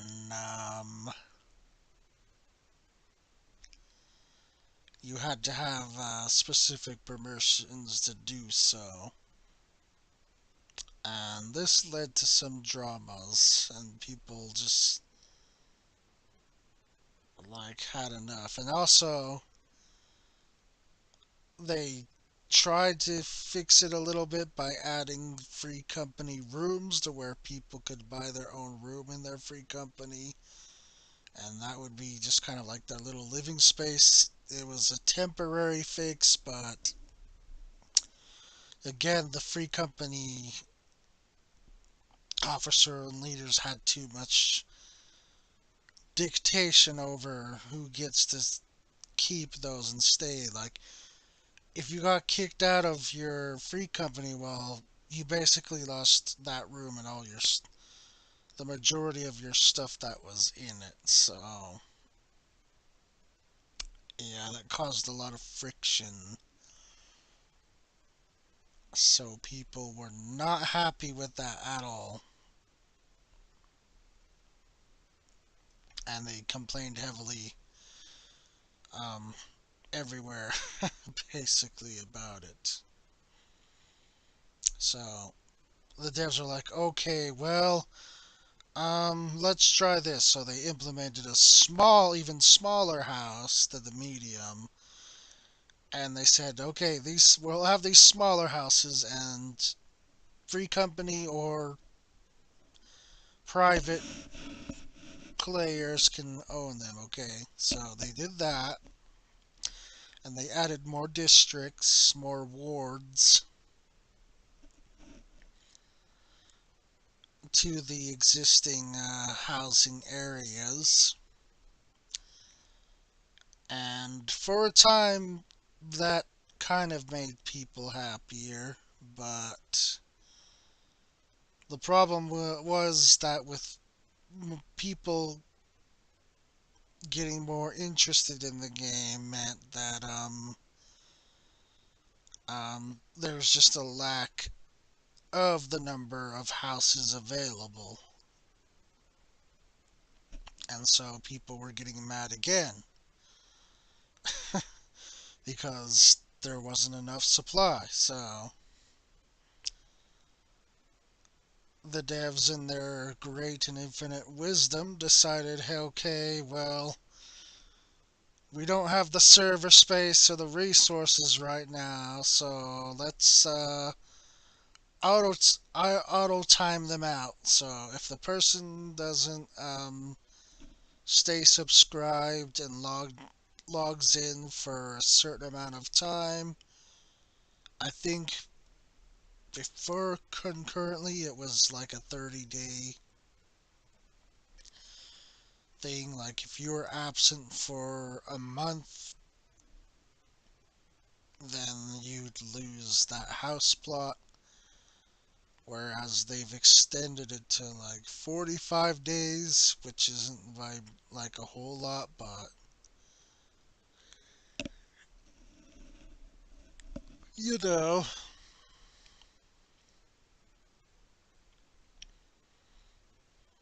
So that made it so that active players could get a house if one was left abandoned and put back into the market. However, um, the problem with that was that they placed a timer.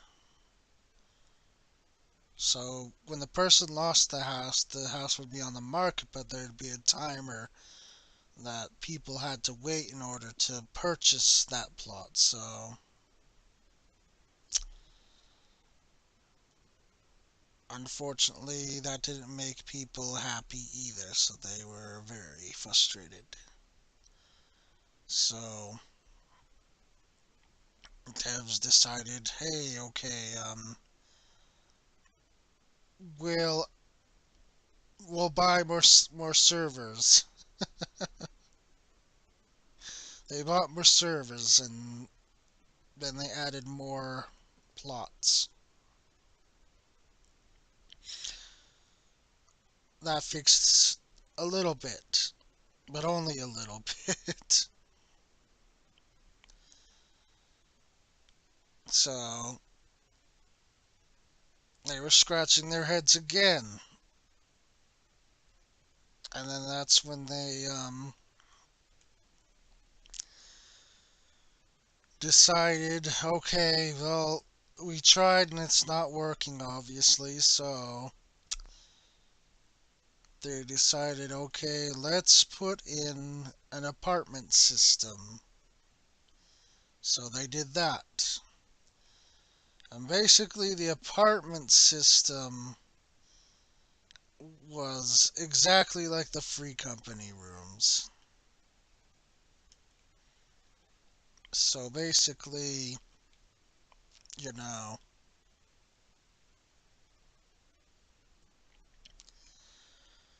the free company room system was copied over to the apartment system, but they added to the apartments a chocobo stable so that you could still train, feed, and dye your chocobos without having to be part of a guild and whatnot. So they figure that would kill two birds with one stone, but it only killed one bird with that stone, which was the literal bird, the chocobo. I know it's a terrible pun. I forgive me, but it's actually the actually good analogy for that situation at the time. They fixed the chocobo complaint, but they didn't fix the housing one. Still, it wasn't enough, so at this point they were ready to give up, but then I guess someone brought up the idea, okay, well, let's try again, but let's add another housing area and add all this stuff that we just added into that. And hopefully that will fix the problem.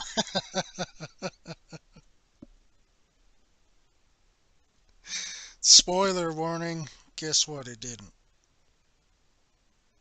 So,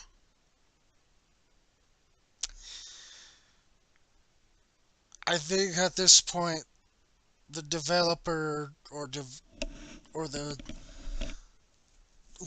I don't know if it's a single dev because sometimes the way things work with their team, the way they explain it is that sometimes they have one person work on a single bit of content, and then other times they have a team. Well, in the case of housing, I feel like it's a single person, and that single person, I think, at that point is just fed up with us by now that they like threatened to resign or something. Like I think we've pushed them well beyond that point, honestly,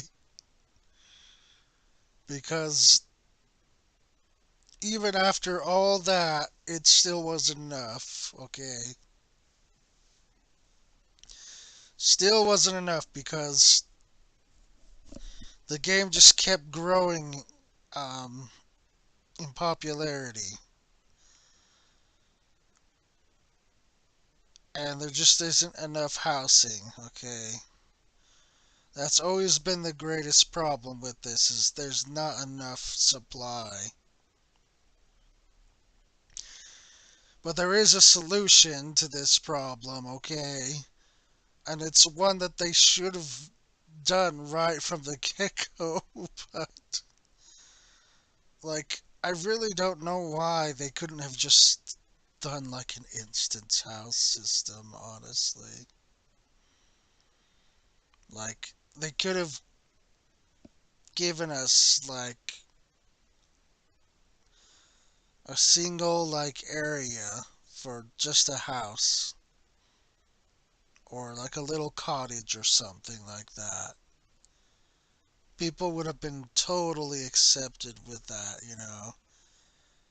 They would have been totally fine with that if they just gave us a single like instance map area where we have a cottage and a like a yard of some kind. Like people would have been satisfied with that. But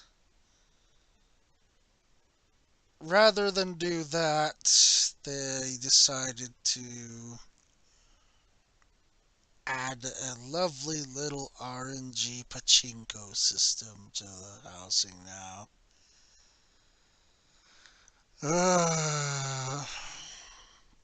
At this point,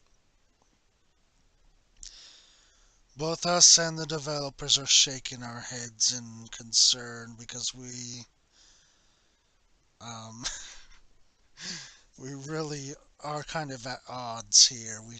It's just there's like broken communication between us.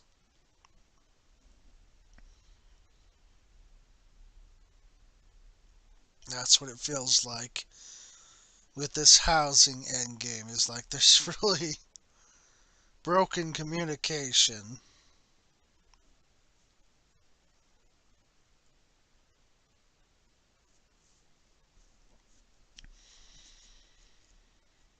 and again, their solution for fixing the issue is to double down. They're adding yet again more servers to housing. It's not gonna work, man. Like, come on, Square Enix, haven't you learned this lesson already? It's not gonna work, my man. Just stop it. Like, quit, man. Just quit. I just do the instance house thing. Do the private area space, okay? And like, they've already semi incorporated with the island sanctuary, I guess. I guess if you want to call island sanctuary that, but it's really not because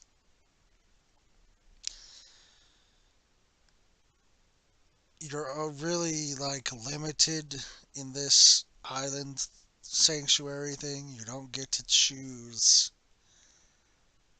like the direction that your placed items are facing, like they're set in a direction. Like, and not just that, but you can only set certain items too. It's like, oh my gosh.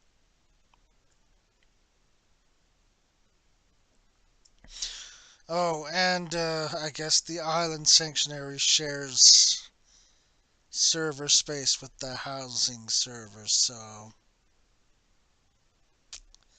yeah, that can be a problem when there's too many people.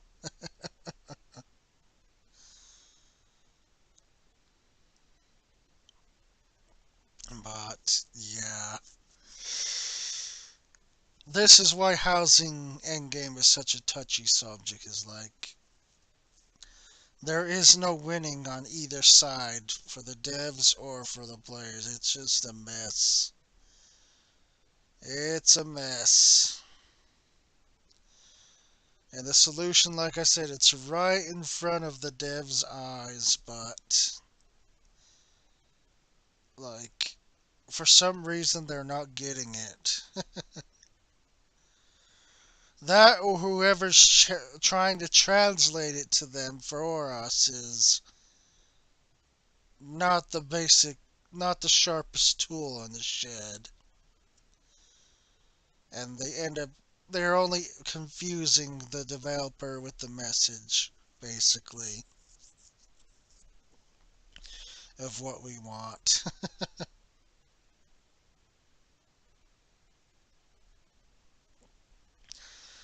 I mean, like, heck, if I continued my Japanese lessons and actually learned to be more fluent in Japanese, then I would just straight up tell the devs to their face. I'd be like, now listen, okay? Housing is not good. It's not working anymore. Okay, Mr. Yoshida. Okay, Mr. Koji. It's not working anymore. Please. Please, for the love of Kami, please make instance-based houses. No more servers. Okay, no more servers, no more wards. Just make instance house. Period. Like that would solve so much of this headache. Oh man. But there you go. At least you know now that you're not easily gonna get a house. So that's in game that, regrettably, I'm sorry to say, new players, you're probably never, ever, ever going to see. Unless you're that one lucky two, not even, probably not even 2%, but that one lucky 1% tile that gets lucky and actually wins that stupid pachinko lottery system for a house, because you're just never gonna get a house. You'll get an apartment, a tacky room, limited room. That's basically it. So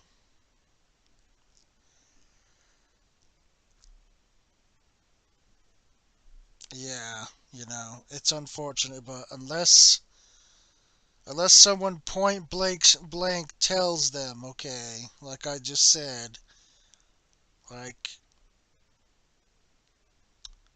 if I was a fluent Japanese speaker, if I really went back to study hard my Japanese lessons, then I would just point blank ask Yoshida directly to his face, say, or just tell him, say, hey, your housing system is bad. It doesn't work how it is. Will you please fix it?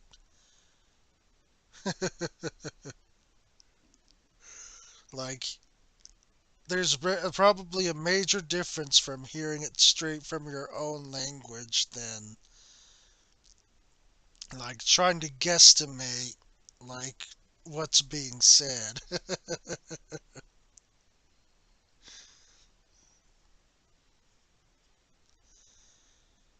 But anyway, I think we've dragged out this survival video,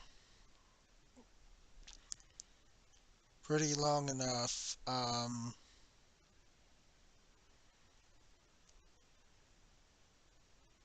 Aside from basically the fashion, the housing, the rating, the PvP, the simulators, you also have a sort of like casino place to go hang out at and play mini games and grind those out for special currency, for special rewards tied to this casino place, which is called the Manderville Golden Saucer. And in this, you have mini games such as Chocobo Racing. You can do a timed jumping puzzle game. You can do a shooting mini game. Um, you can do a testing of your reflex sort of event game. Um, you can play a grab one of those like toy grabber machine games. You can play basketball, play the like punching, like sort of whack-a-mole ish type game, and you can play the strength test game. There's even a botanist and miner game you can play. You can play a real-time strategy game with minions. Oh, and yeah, you can, you know, minion farm too, which is spread out through various types of content in game. You can also go treasure hunting as the end game, where you get a map, you uncover it, and then go out and with a team, and preferably of at least 6 people. But you have to split your loot between the 6 people, so it's better that you have more than one map in the kind of instance so that you at least have a chance to win at least something. But even if you don't win anything of significance, you still win gil, which gil can be used, which is the in-game universal currency, can be used for various things to buy off of the market board system. And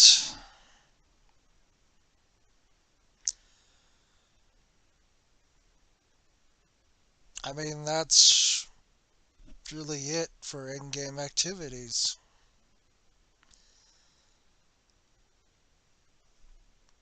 I don't really, there's like really nothing else you can do besides like what I'm doing here, content creation. You can make videos, you can make music videos, you can make guides, you can make, uh, I guess, role play videos if you really want to.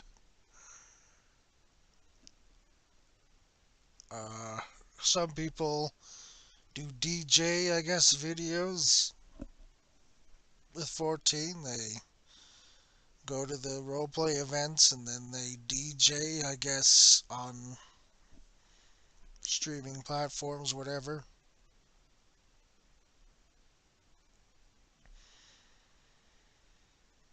And that's it, really.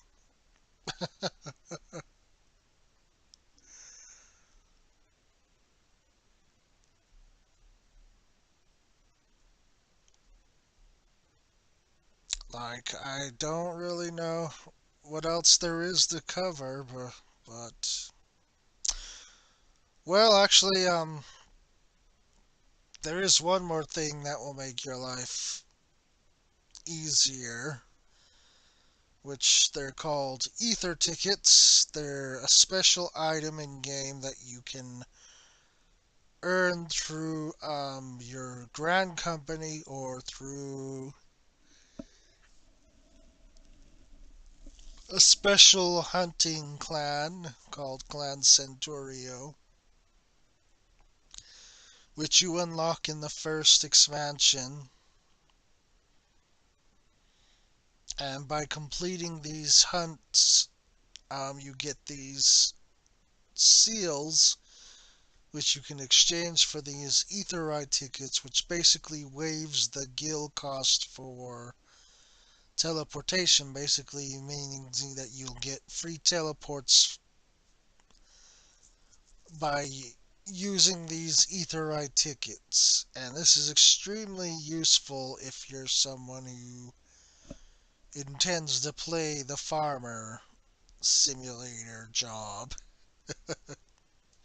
because you're always going to be moving from place to place and node to node gathering stuff up, and that's going to eat up a lot of your gil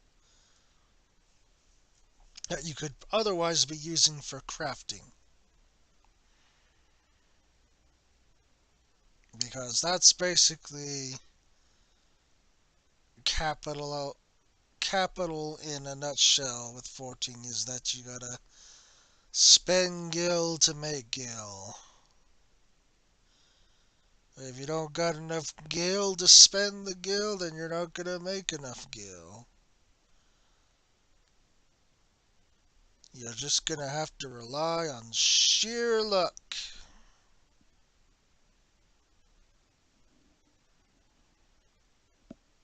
That, or you're just gonna have to try and do contests that people hold. Test your luck that way. But the latter is much easier than the former. So if you just put in a little bit of effort, then yeah, you'll make gil. But the ether tickets, like, they really do help a lot. Because really, you should only be spending your gil on basically gearing yourself up on alt jobs. And for the joke housing system, that's really all you should be spending your gil on, really.